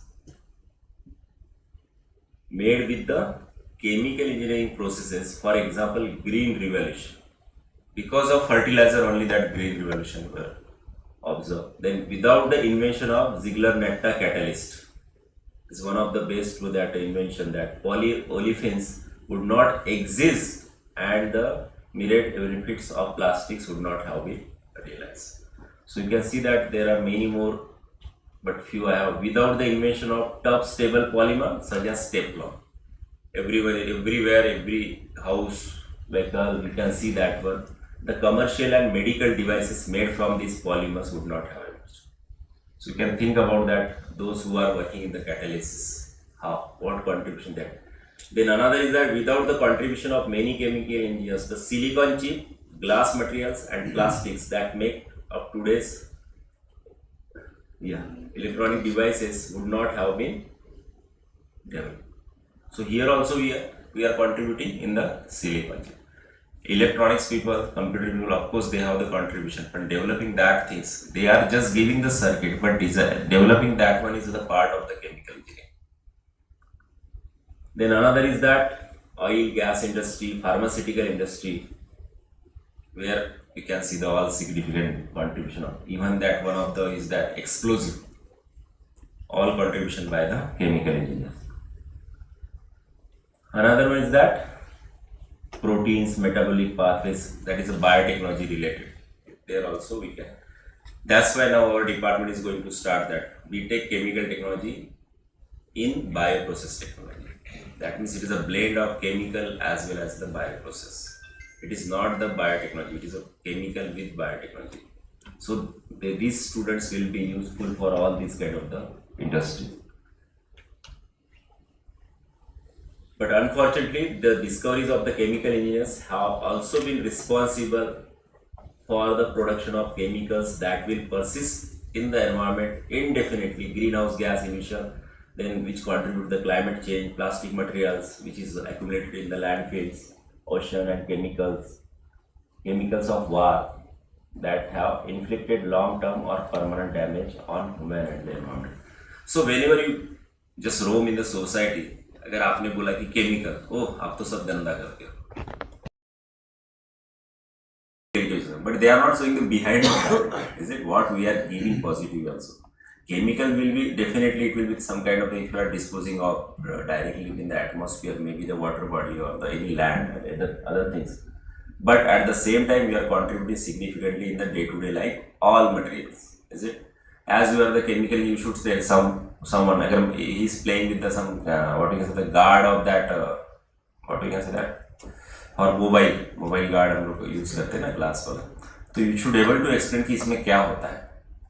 it's a kind of the some curiosity for you that you should just find out, search on the Google, definitely will get it कि कौन से material का होता है, क्या होता है. You should tell them technically, tell that big name poly so and so 348 poly and this one, he will surprise. अरे भाई सीधे लैंग्वेज में बताओ, ये तो बस गार्ड है. देन यू विल से हाँ you are the engineer. You explain like that. Then you tell that for making this one we need 3 chemicals. Then one is the monomer. Then there will be this one. Then there will be the reaction, exothermic reaction. फिर inhibitor कर दिया, initiator add किया, catalyst add किया. You should tell like this. Then they will believe हाँ you are engineers. If you simply say हाँ ये तो plastic से बना है हम लोग बनाते, they will not understand. लेकिन आपको अगर अपना importance देना है तो you should talk like this. And I am telling you that he will not understand anything. तो आप थोड़ा सा फेक दे सकते हो. I have seen it that big senior professors also have seen that in the ICT that how they are managing the people, those who are coming for the some consultancy to them. भैया अगला तो chemical है नहीं, बराबर. अगर आपके सामने CA बैठा है, वो बोलेगा यार ये प्लास्टिक है, बताओ तो यार वासेवर ये क्या होता है. तो मैं तो कुछ भी बोल दूंगा ना, ABC बोल दूंगा, PBA बोल दूंगा, कुछ भी बोल दूंगा, हाँ भैया पॉलीमर तो है. Is it? So at the same time that you should take that liberty of that one and handle in such a way that he should admire you. हाँ बराबर है, you are correct. Oh this is the engineering. Then you talk, वो बड़े reactor होते हैं, this one this. Oh इतना सारा होता है आपके इसमें. बोला यही तो होता है सर, ऐसा थोड़ी है. Chemical engineering, not the chemistry, is it? Now we have the science people also now for PhD. So definitely they will learn some partially chemical engineering, as they are with me. Is it? So the chemical engineering today faces the opportunity and challenges not only to innovate for the future but also to innovate in ways that repair the unintended consequences of the past. Means whatever is already happened, damage of the earth, that we can say that full repairing it of that also we are doing the chemical engineers. Of course nowadays single chemical engineer cannot do it, means only chemical. There will be some group of the people having some expertise on many fields. But still that we can significantly contribute. This is about the evaluation of the chemical engineering, and this is a good one that you see here. So nanotechnology entered around 2000, is it? So it started with there was a society of chemical engineers, then first course in chemical engineering, that was the diploma course started in 1888 by the MIT. And then the Society of Chemical Engineers was started by some people of mechanical and the chemistry kind of things. And if you see that the many courses are clubbed somehow with the mechanical engineering and the chemistry. But later on they said the reaction is not sufficient, but scale up is very required. Then that chemical reactor came. So that's why chemical reaction engineering, which makes you the chemical engineers basically. So all these one. Let's keep this one. So we can see such kind of the big industry. किसी ने नहीं देखा है तो at least you visit somewhere. Yes, students, new students have seen this kind of industry. Refinery. Basically, this is a refinery. Is it big refinery? So you can see that the past of these particular industries were some throwing all, we can say the waste simply, in river, nala or somewhere open land, and then slowly it changes little bit clean. But if you see the future of the chemical industry also, that you will not see anything outside, simply one building but nothing is coming out of that. Still now if you go from the sugar industry or some industry, you can easily say, "Arey, yahan to koi chemical industry." So it should not happen for that one. No smell, no odor. Now come to this one, sustainability. What does it mean? Simply we can say no negative impact on anyone. If you talk about the earth, that means we are also the part of earth. So, but it is defined as the engineers, American Institute of Chemical Engineers, Institute for Sustainability, the path of continuous improvement wherein the products and services required by the society are delivered with progressively less negative impact upon the earth. Simply we say the less. Of course, we cannot make the zero it, but we should try to make it almost zero for that one. Then sustainable development, which implies the meeting the need of present without compromising the future. That is a very important. अभी का हो गया ना हमारा, but now still we have the attitude that कि मेरा हो गया ना, बाद में को खाना मिले ना मिले मुझे कोई फर्क नहीं पड़ता. और इसका बहुत अच्छा एग्जाम्पल है किसी ने दिया था मुझे. I was in Srinagar. वहाँ पे एक मंदिर है ऊपर में श्रीनगर में. I am not recalling that name of this one. Shankaracharya का ऐसा, मतलब आर्मी वालों ने ही बनाया था, एक आर्मी ऑफिसर ने. और शिव जी का मंदिर है वहाँ पे. तो वहाँ पे नीचे में वहाँ से उतरने के बाद आर्मी वाले लंगर देते डेली. तो वहाँ पे एक ऐसी, हम लोग बाद में लास्ट में आए तो वहाँ पे उन्होंने बताया कि भाई जो वेस्ट नहीं करना चाहिए उस पर बताया. बोले आप लाइन में लगे हो, आप अननेसेसरी इतना सारा लेके जाते हो, बाद में जाके उसको खाते नहीं हो, तो आपके पीछे वाले तो भूखे रह जाते हैं. तो वही मतलब एक ये है कि हम फ्यूचर के बारे में नहीं सोच रहे, इमीडिएट फ्यूचर भी नहीं सोच रहे कि हमारे पीछे लाइन में खड़ा है. भी हम ये नहीं सोच रहे कि हम पूरा लेने के बजाय हम आधा ही प्लेट लेते ताकि आधा और किसी को मिल जाए. तो वहां पे वो बता रहे थे. इसलिए हम बहुत जो देते हैं बोले पहले इसमें वो इतना ही देते हैं फिक्स. उन्होंने बोला कि सर आपको अगर चाहिए तो आप फिर से आ जाइए, फिर से लाइन में आइए, सो दैट कि भाई जो आपके पहले से लाइन में खड़े उनको मिल जाए. तो थोड़ा थोड़ा खाएंगे तो सबका पेट भर जाएगा. ये कंसेप्ट यहाँ पे कि हम लोग फ्यूचर के साथ कॉम्प्रोमाइज नहीं करना चाहिए. अदरवाइज होता ही है ना कि हमारे माँ बाप ने कुछ नहीं किया. The concept is like that. Simply we say कि हमारे दादा ने, मेरे दादा ने तो कोई जमीन लेके नहीं किया, मेरे पापा ने तो कोई जमीन नहीं लिया, उन्होंने तो कुछ करके रखा ही नहीं हमारे लिए. So it is kind of that. So next generation should not से कि भाई हम सब स्पॉइल करके चले गए. और ये छोटे जगह पे बहुत जल्दी होता है. गांव में रहेगा यार, पुराने सरपंच थे तो इन्होंने तो कुछ नहीं किया. It is kind of that. So always think about the future of that one. Of course present need also should be fulfilled first, but not compromising the future on that. In other words, sustainability is the long-term maintenance of responsibility which has the environmental, economic and social dimensions. So this always comes environmental, economical and social. Triple P. People, profit, planet. This is the very best that to recall this one. Always whatever even we go for the any technology, we have to think about this one. People, profit and planet.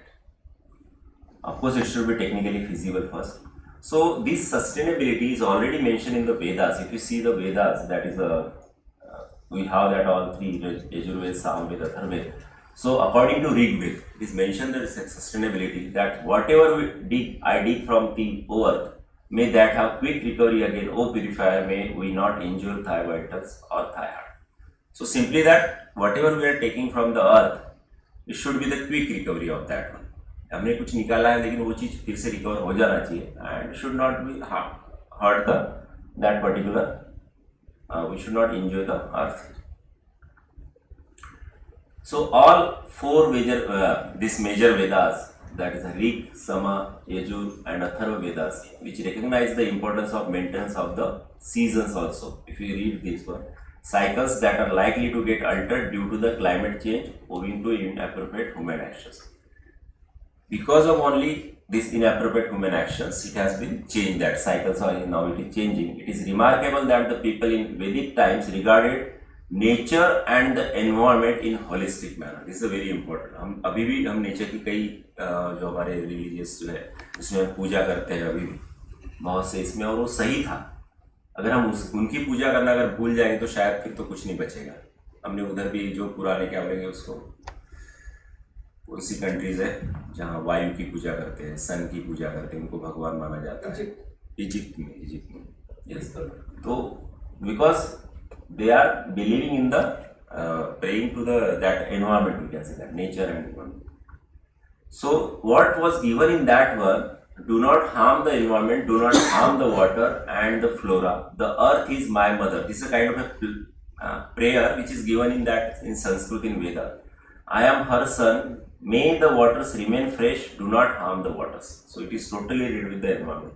Tranquilly be to the atmosphere, to the earth, to the waters, to the crops and vegetation. So simply they mention it. Do not harm. Do not harm the. This Vedic prayer invokes divine intervention to bless and protect the environment. Then there are some more definitions on this one. I'll just keep off.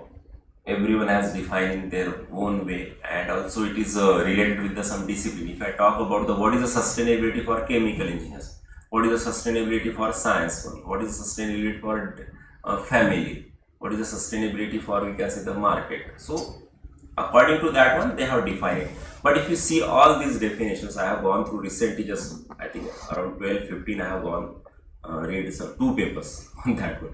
So in that they have clearly mentioned that whenever we are talk about the sustainability, always revolves about the 3P. And then in addition to that we can put it some another one. If you are talking about the family, then other you are, we can say that क्या बोलेंगे उसको, आपके family not rules, क्या बोलते हैं उसको हम लोग, culture, your whatever family culture is there, उसको भी आपको guard करना है, then it will call as a sustainable. अगर मेरे family में ऐसा हो रहा है कि भी ladies lead करती है तो ladies will lead that one, your family. If it is gents leading senior most, then gents.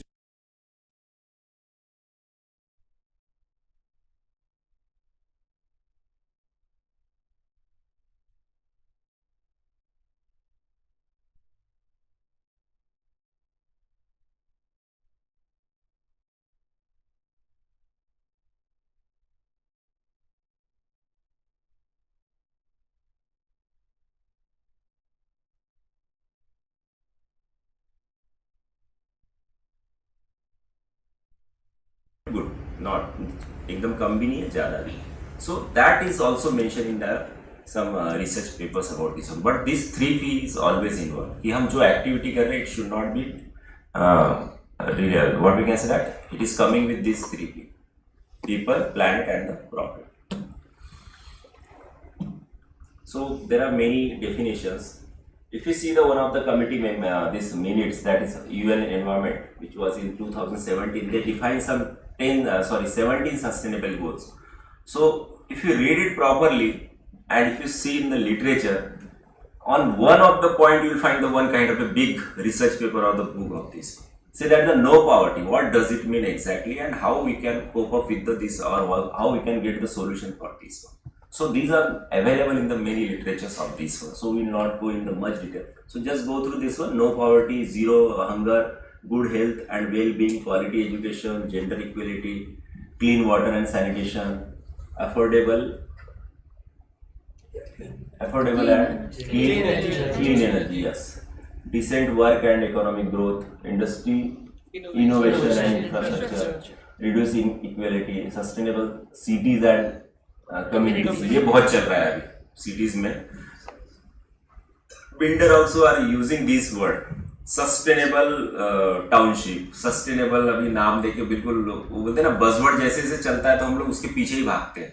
Green है तो ग्रीन के पीछे भागेंगे, येलो है तो येलो के पीछे. So it is a kind of that, but still it is very popular word now in this city areas. Responsible consumption and production, then climate action, life below water, life on land, peace and justice, strong institutions, partnership for the goal. This life below water is really good. I have just recently visited Andaman. So we feel कि भाई अगर अंदर रहने मिलेगा तो कैसे मजा आएगा उसका अलग. You are just moving the water, that corals and all fish and other things. So that also we have to guard, because many of the things are depend on that also. Is it? See the many Asian countries having that coastal area, total coastal area, they are depend. Their food is only that seafood. And as per the whatever survey, earlier they may go to up to some 2 kilometers.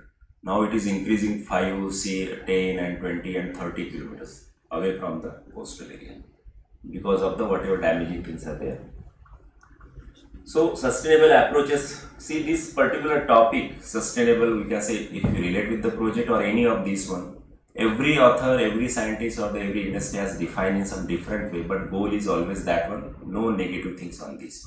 So one of that is that substitute, if it is possible, just substitute with the other one.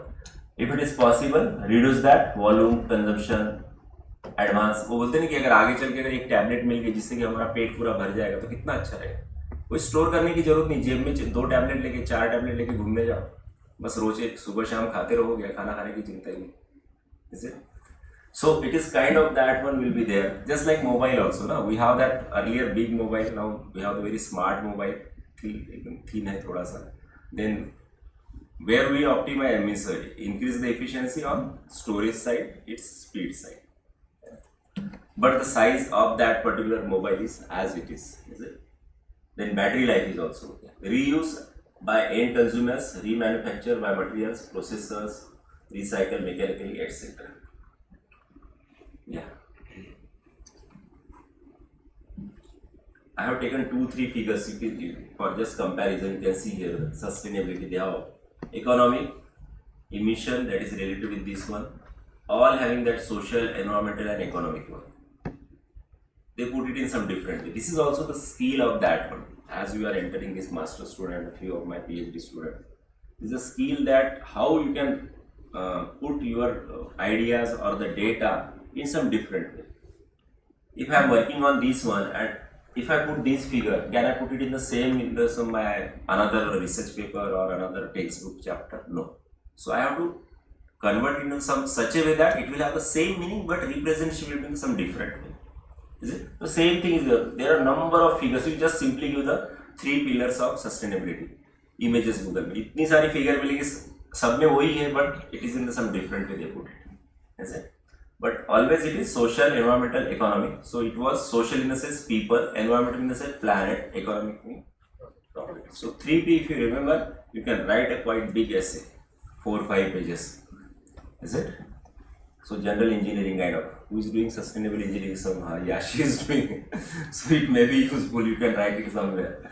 So again that same thing is here, economic, social and that environment. Is it? Only they put it some, we can say the numbers for that G1, G2, which is coming with the for the environment.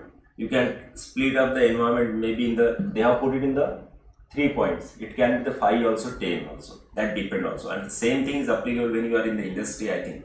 So if you have some kind of a goal or some point that you have to, then you have to make the subsections of that one. Then maybe the further sub to subsection and you have to work out. ये fulfill हो गया, ये active हो गया, ये नहीं हुआ.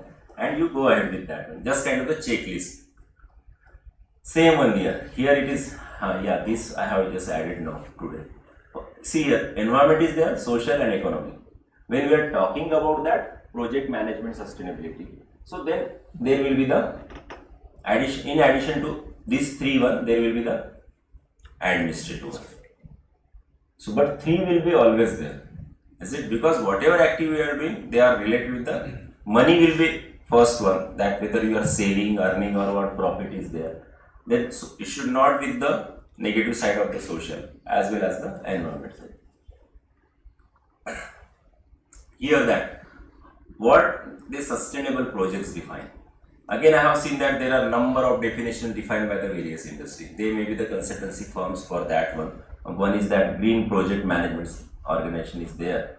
So what they have given, an investment that requires a set of coordinated activities performed over a finite period of time in order to accomplish a unique result in support of the desired. That means you have to plan in such a way that all activities should be finished, but before that all activity also defined in such a way that which is required to achieve the final goal. Okay. So here they put it some figure that you can just see here that they are talking about the time, scope and cost all will relate with the quality somehow, and then benefits again that this side risk value and so on. But here again that environment, economic, social and then finally 5. So 3 will be always there, 4 will be depend that for what purpose you are setting your sustainability. Again that there are some principles has been given by the same that green project management consultancy firms, that is commitment and accountability, ethics and decision making, integrity and transport, principle and value based, social and ecological equity, and economical prosperity. I think these are the some topic which is not much we can talk, because already we have the expert from the industry. He might have touched few issues, and maybe he might have talked about some current trends related to all these things. So we are not much familiar or known about these particular topics. Same way here, that UN Global Compact's 10 principles, again they put it for the sustainable development of this one. Here you can see that support and respect. The third is that afford, then eliminate, efficiently, eliminate, support, undertake, encourage, work again. So when you are talking about this particular, you decide the some activity, just like that if I give you some project to MTech, then how you are proceeding, you can just decide that okay, 10 points are required for that. First is that interaction with the professor. Second one is that deciding the topic. Third one is that proceed for the final content of that. Then study and so and so. So all, when you are doing all these activity, are they are in a sustainable way. There we can see that okay, sustainable approach you have used it for this one, for completion of the your. Abhi aata hai ki green synthesis of so and so. So I have seen that in green synthesis they are mentioning in the research paper, but what green synthesis? Nothing is, just instead of some solvent they are using just natural solvent, just like we are doing also in some of the research paper. So somehow okay, it is acceptable, but it is not up to that total is that the green approach. Only thing is that at some place, at the some point, you have just added the green solvent. Otherwise, everything is as it is. Yeah, I'll skip this one. I'll come to. Yeah. So, what sustainable development? Now we will come into the our chemical engineering back. What sustainable compact rahega, and we will go to monitor also. So this may be the sustainable which we can learn from the environment. Understand, learn and implement the sustainability approaches from the nature. So nature is the best that to understand the whatever. And still we have that, if you see the one video recently I have seen on Facebook, that the shape of the buildings, various some well-known buildings, they just got the idea from, you can say that insects or some birds. By seeing their shape, they just design the buildings, and in night it looks like the same. अगर आप दूर से देखते हो तो बिल्कुल ऐसा लगेगा हाँ बटरफ्लाई है करके, ज़्यादा दूर से अगर कैप्चर करते हो. So this example, I think almost in all presentation I put it, because we don't know about that our body itself has involved all engineering, start from the structural, mechanical, process, chemical, and all other things. Is it? So a little bit more amazing skeleton. We have that. I have mobile, is it? Somewhere. Kitna time? 4 बजे तक है. Yes. So if you see this one, structural, you can see that our body, that we have the amazing skeleton, smart load bearing, balancing in static and dynamic position. Then mechanical is a very important, that muscle, spring, which is just like a spring, teeth. Then important is lungs. What is the area? 100 meters square area. That means you should understand as a chemical engineer the role of surface area available for contact. Is it? In all the cases, mass transfer, heat transfer, or the reaction engineering. So we have that 100 meters square. Then transport processes for blood, nutrients. I am teaching this subject, this transport process. That is the biological transport phenomena for biomedical students, biomedical engineering MTech students. So really it is interesting.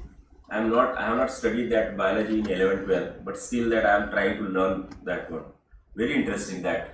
Because learning our transport phenomena is really little bit not interesting, but if you learn that one, you will definitely say, हाँ ये हाथ है यहीं की इतना ही मैं simulation करता हूँ. You can do that simulation for this thumb also, how that blood is coming, how circulating is. अभी जैसे भी हम just in the morning I played the cricket, so ball लग गया तो swelling आ गया, तो वो कैसे धीरे धीरे उतर सकता है, क्या होगा, that also you can simulate in that one. if you learn that biological transfer. That is a very good subject and very good kind of a research area for chemical engineers. Only thing is that we should be able to understand all differential equation and all what is happening in our body. Okay, so then this one is there. Then chemical metabolic activities like chemical reaction, liver, which is just as a chemical factory. Smelling benzene gets phenol in urine in half an hour. This was really, we are not knowing, but when I gone through this particular research paper, then I came to know, अरे ऐसा भी होता है क्या? So try sometimes. Smell the benzene maybe for 2-3 minutes and then try to check it that yes, it will definitely the phenol in that one.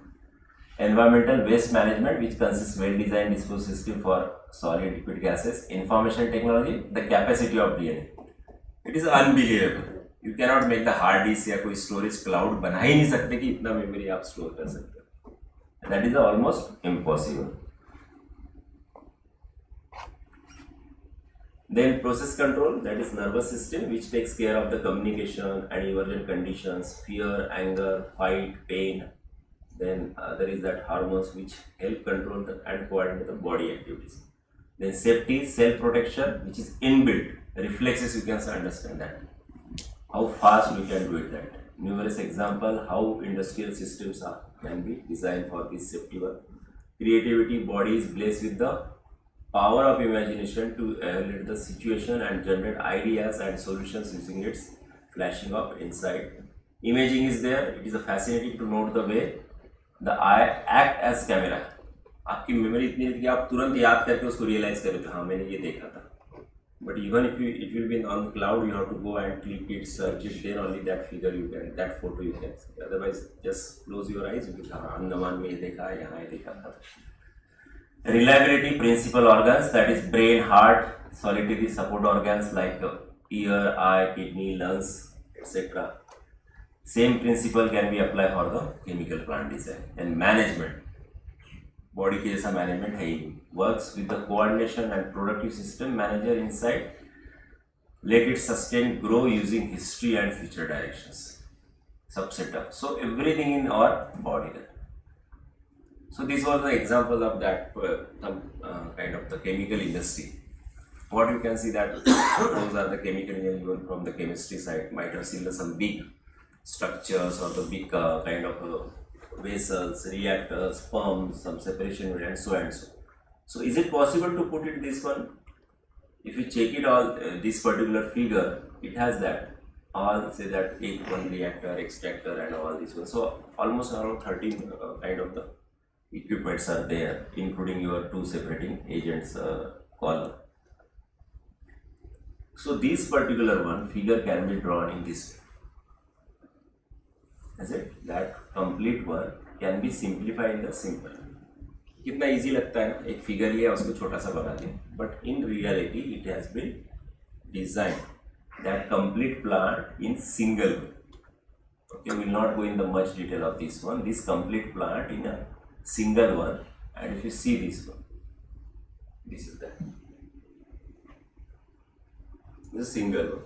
So this is one of the best example of chemical in which I found in the literature till now, and this I got it in some 2002 or 3.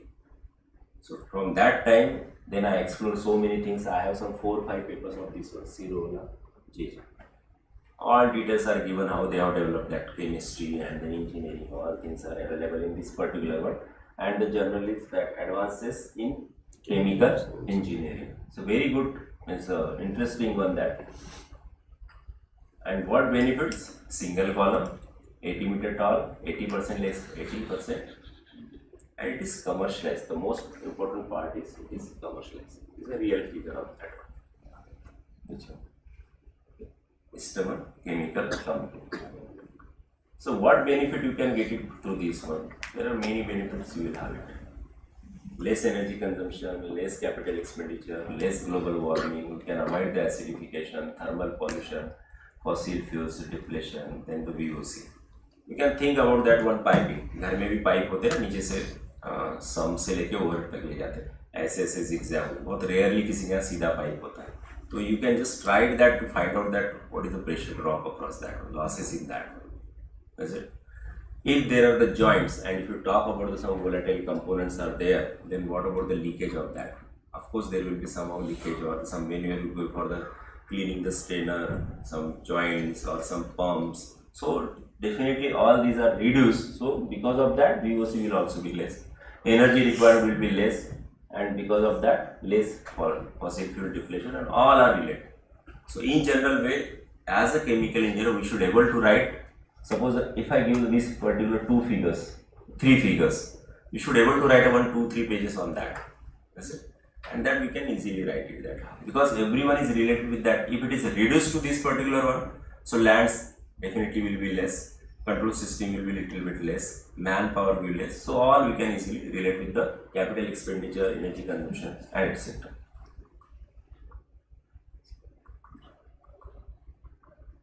See this particular reaction. This is one of the again one interesting example that क्या है इसमें क्या बन रहा है?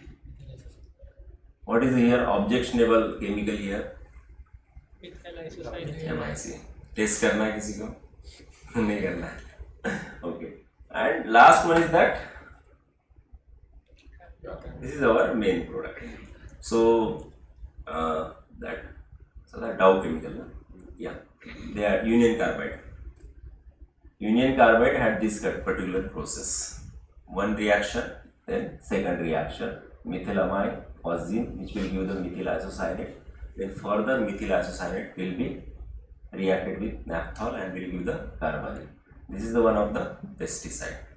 Okay. So all of you know about this particular one. This is. Have you seen the movie? Yes. Yeah. English. No. Hindi is there. Hindi. Railway मैंने अभी recently नहीं वो मूवी कहाँ थी वो?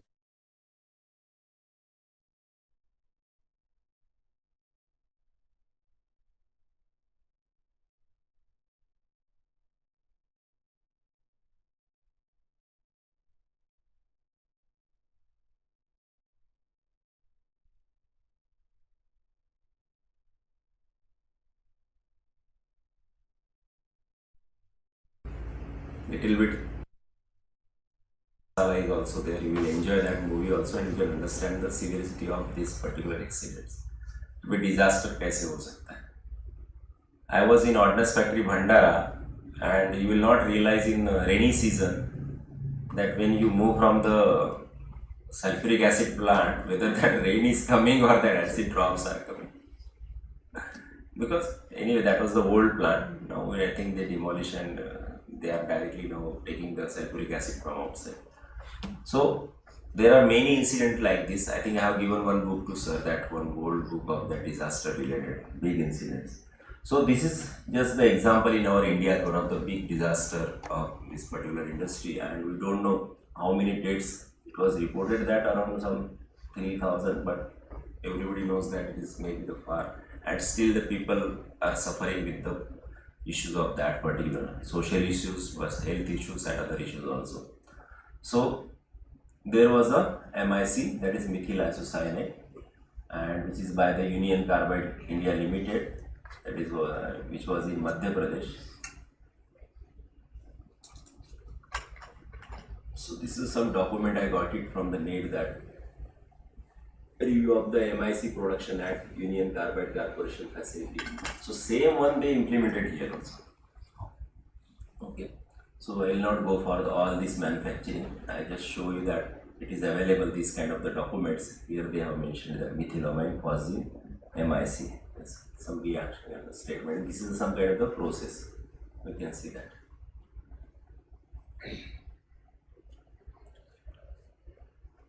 Here you can see that MIC storage was there. So this is all about the reaction here. I'll just keep it that. So few photos, everywhere it is available, Wikipedia or any of the website.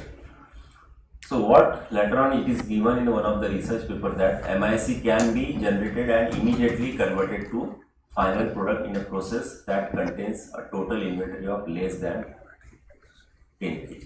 That means what? It is somewhat, phosgene was the, MIC was the intermediate product. It was again reacted with the naphthol and then converted to carbon. So, but if you make a such kind of the arrangement of the reactors, that immediately it will be reacted with another and then converted into the final, so that we can say the toxicity of that particular or possibility of that particular incidence may be less. So inventory was 10. That means at a particular instant there will not be the more than 10 kg of the MIC. So 10 kg है तो it is somehow acceptable अगर वो कुछ issue भी हो जाता है. So that time, but at the time of incident, it was mentioned that it was 41 tons. So unbelievable, 41 ton यानी कितना.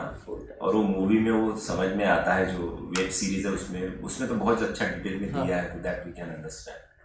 Is it? And everyone should, as a chemical engineer, at least we should see this kind of the movies, so that whenever we will be in the plant or wherever related with the chemical industry, we should take care of all the things. So this particular carbaryl, so we can use some principles of the green, we can say that green chemistry, and then instead of going with the path, can we go in some different way? That means in earlier case, if you see that it is a straightforward reaction, two reactions converting into the final product.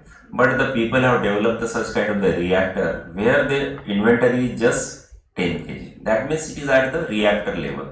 We are just changing the reactor and making a system in such a way that connecting that and inventory will be less. So that it's you can say the effect will be less. Another way is that is it possible to change the chemistry in the sense the path of that one, so that that particular product should not form, or less toxic product will be the intermediate product. So the people have worked on that one with the simply we can say it is related with the green chemistry, will not go for that one, and they tried to develop the new process, and it was developed. So see here, this is a methyl isocyanate route, the people that is non-methyl isocyanate. Reacted are same, only thing is that naphthol first react with the phosgene instead of methylamine, then naphthol chloroformate. Of course it is also little bit toxic, but not up to that one. So naphthol chloroformate again react with the first reactant, that is methylamine, and then we are getting the carbaryl. So now MIC here. So risk is almost less. Now this is the base on the chemistry. It seems that it is very easy, एक reaction को इसके साथ करके final product दिखाती है ना, होता है ना, हम लोग 12th में वगैरह करते कुछ रिएक्शन लिखना है, याद आ रहा है कुछ तो जोड़ दो बना दो इसको, but it is not up to that one. It is that this is the company, Israel company. I don't know whether still they are doing it, but it is given in that particular one. Is it? How to make inherent safety practice and reality, Canadian Journal of Chemical Engineering. So here in earlier case it was at the equipment level. So development may be at the some different level. Is it? It was at the equipment level. Here at the reaction level, transformation level. Another may be that what is happening in that our chemical engineering, that you can change the catalyst also sometimes, which may give the more efficient, quick, less residence time conversion. So that also may be considered that the some of the alternative. Is it? And if you have the less residence time, just like that particular, we can say the 10 kg. So definitely in that case, residence time might be very less. That's why at instant it is just 10 kg and fulfill the requirement of that whatever production is required. Okay. So these are some 5. Actually, this is as per the chemical engineering news, which is in the 2023. It is mentioned that there are some good kind of the technologies developed, that is in the period of some 2020 to 23. That is a paint that kills the COVID. Will not go in the much of the detail. You just simply give the search with that high impact 5 technologies. So the paint that kills COVID with copper, then pioneering a new rhodium based isononyl alcohol process, making polyurethane raw materials from old bottles, making sandalwood oil without sandalwood trees, modifying an old plastic for a new fight. So This is one of the best, we can say, the magazine. It is not the journal, it is a magazine where you will find out the recent developments in the chemical engineering. Many, I think almost all chemical related industry have the subscription of this one. Is it out the good institute also? ICT, it has that one. So I was searching, so I got it this information also, that chemical and engineering news. So they have mentioned these are the 5 technologies which has changed so many things of this one for that particular year. For 23-24, maybe there's some another technology. So still that development in the various technologies are going on. So these are the 5. So little bit about that one, you can see that it is by the which company it is mentioned. It is mentioned in the research paper also. Corning Technologies. This is by the Corning Technologies. This is the vice given by that statement. The overall idea here was to create a material that maintains the antimicrobial potency of copper while getting rid of its metallic character, which is statement by this one, and it is by the Corning Technology. Then another is by the Dow, and it is mentioned by the Dow and Johnson method, and I think it is name of the company is somewhere, it must be mentioned.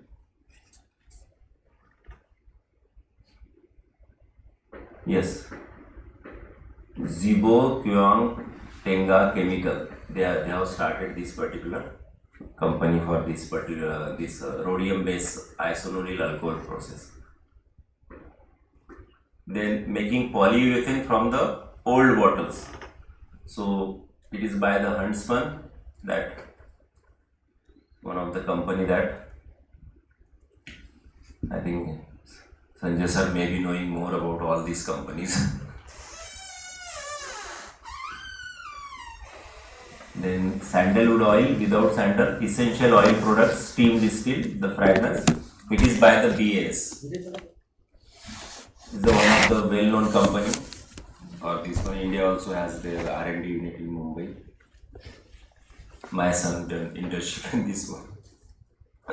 Then modifying an old plastic for new flight. So this is by the which company? It is Cleanse. So all these are the कितना बच गया? जल्दी हो गया क्या?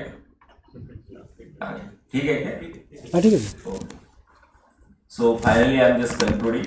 So we should look beyond our conventional approaches towards the more sustainable solution, which take into account energy use, carbon footprint, resource design and water quality for the sustainable achievements. So finally, we should always look for all these 3. Earlier what happened, people were only looking for the 1 P, that is the profit. Then they started about the planet, then they started about people, but now it is people, planet, profit is coming there. So finally that the word of that our past president, that is Dr. APJ Abdul Kalam, thinking provides the knowledge and knowledge. This is always that you will see in the all my presentation, even in for advanced separation, you will see this. Because this is one of the best, we can say, I have seen that I have gone through this particular. Thinking will always increase with the mostly interaction, because we have the interaction, then we think यहाँ क्या बात किया था इन्होंने ये बताया, then you get the idea. Reading it is and then watching. Watching से ज़्यादा reading से ज़्यादा idea आता है. So thinking provides the knowledge, knowledge makes you great.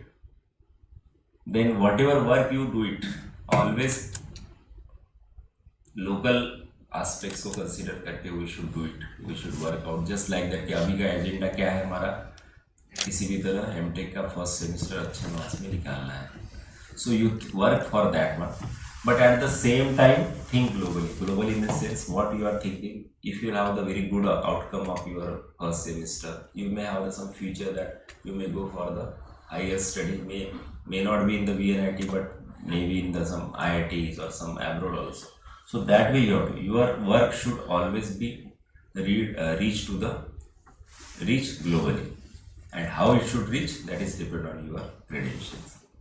So I always say that think globally, but work always locally. So finally, that nature is with us, and final acknowledgement to my students.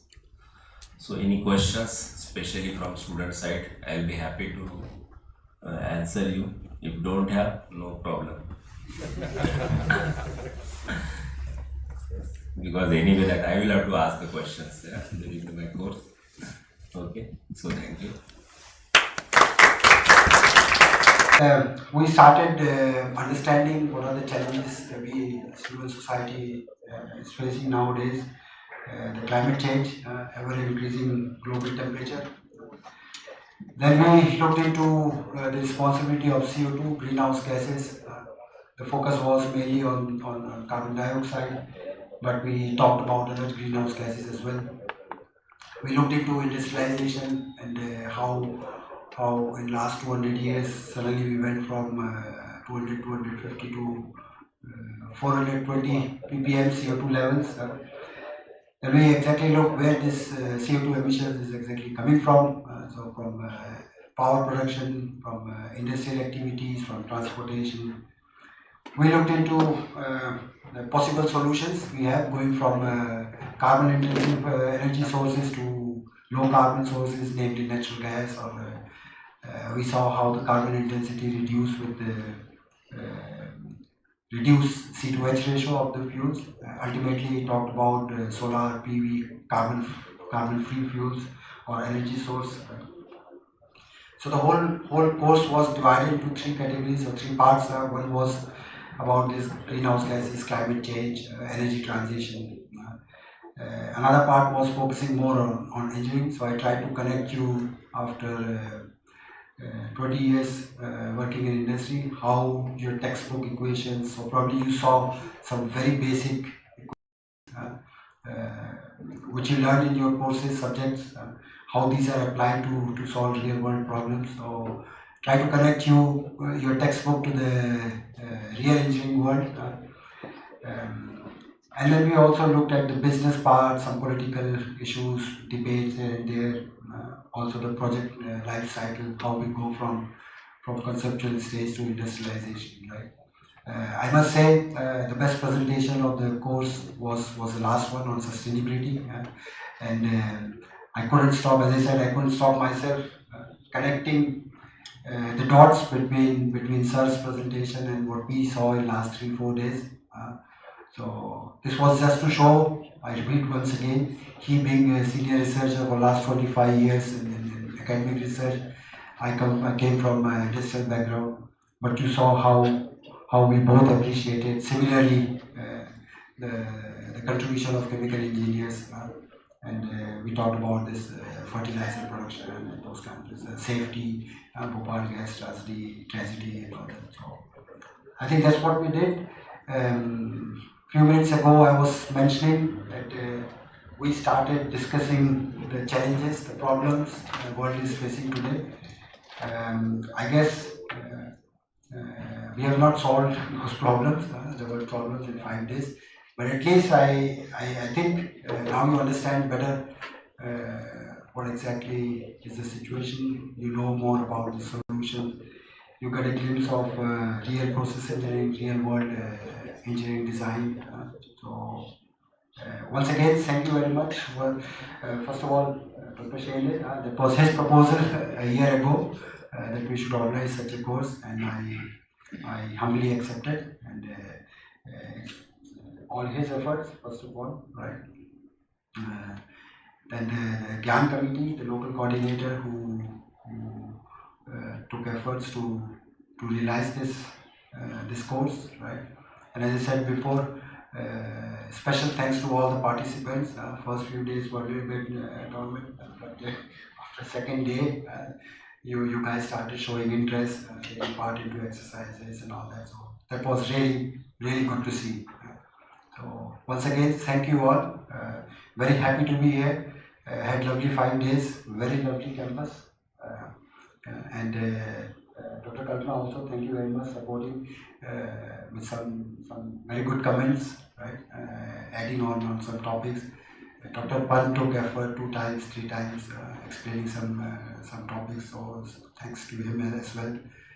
Last day, Dr. Thakur also shared his experiences on some technical topics, on some personal life.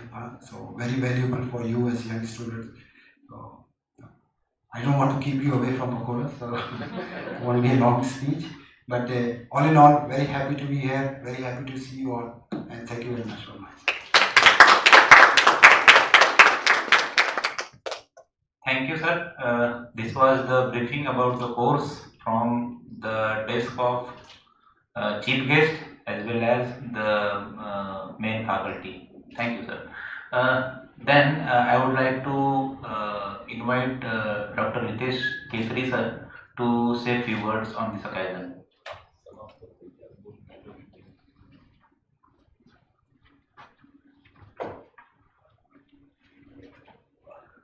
Good evening to all. This was really like what sir was explaining, and we had a discussion about the course. It was really very nice and interesting for everyone. And actually, if we want to say about this course, that what actually was the significance. So this is actually really very timely course. The reason is that now Government of India is going for hydrogen mission, and the content of the course is like something. If I would have got time, definitely I would have been one of the students here to learn everything, because we are also submitting one proposal in hydrogen mission. So I hope like what the discussion is carried out, that could be quite useful for your institute, those who are participating from another institute, and the students and faculty members who have attended from our institute. It will be like giving a quite boost for our hydrogen mission initiation also. So with this, I thanks to all, and thank you, Swatantra sir, that you came here and you accepted our invitation.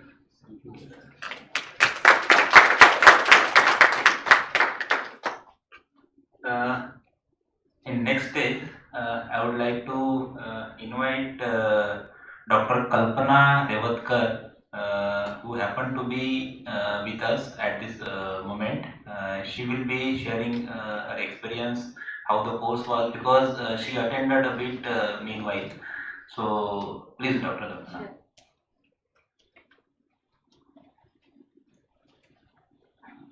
Thank you, Shende sir. I would say this was the best workshop, because I have seen, because in this not only the theoretical aspect has been touched, but it was more on safety, which is industrial safety, like we actually use in industrial practices like HAZOP study, HAZOP study, all process safety management studies, which sir has taught you so deeply. Even he took design exercise also. All interactive session has been taken. Exercise, practical exercise you have been experienced at your level of understanding. Right? As we all know, climate change and global warming is a major issue nowadays. Right? Sustainability plays a major role in this. There are reporting, GRI reporting, SASP, there is PRS reporting. These are some other high level things. But first, we need to save our planet. For that, we have responsibility of each one of us individually, institute wise, family wise, company wise, to save and sustain the world. Right? So this was the best workshop to combine all. Like even hydrogen was also touched. So design aspect was touched, hydrogen was also touched, which is a challenging as well as the safety options for the hydrogen refilling station is one of the most challenging. There are few in California, I guess, and some from IOCL. Some challenges. It's 1 or 2 hydrogen refilling stations are there. Hydrogen passes and hydrogen, car just. So that is other issue. I mean, like Still, so each and every aspect has been covered by Shrivastava sir. This is my bad that I could miss some lectures from him, but I try to attain maximum of it because this is all my favorite subjects and this is real one which you will it will be for your use in your industrial career as well as your like academia, you can say, for research and everything. Thank you very much, Srivastava, for covering all this. Really, I appreciate it.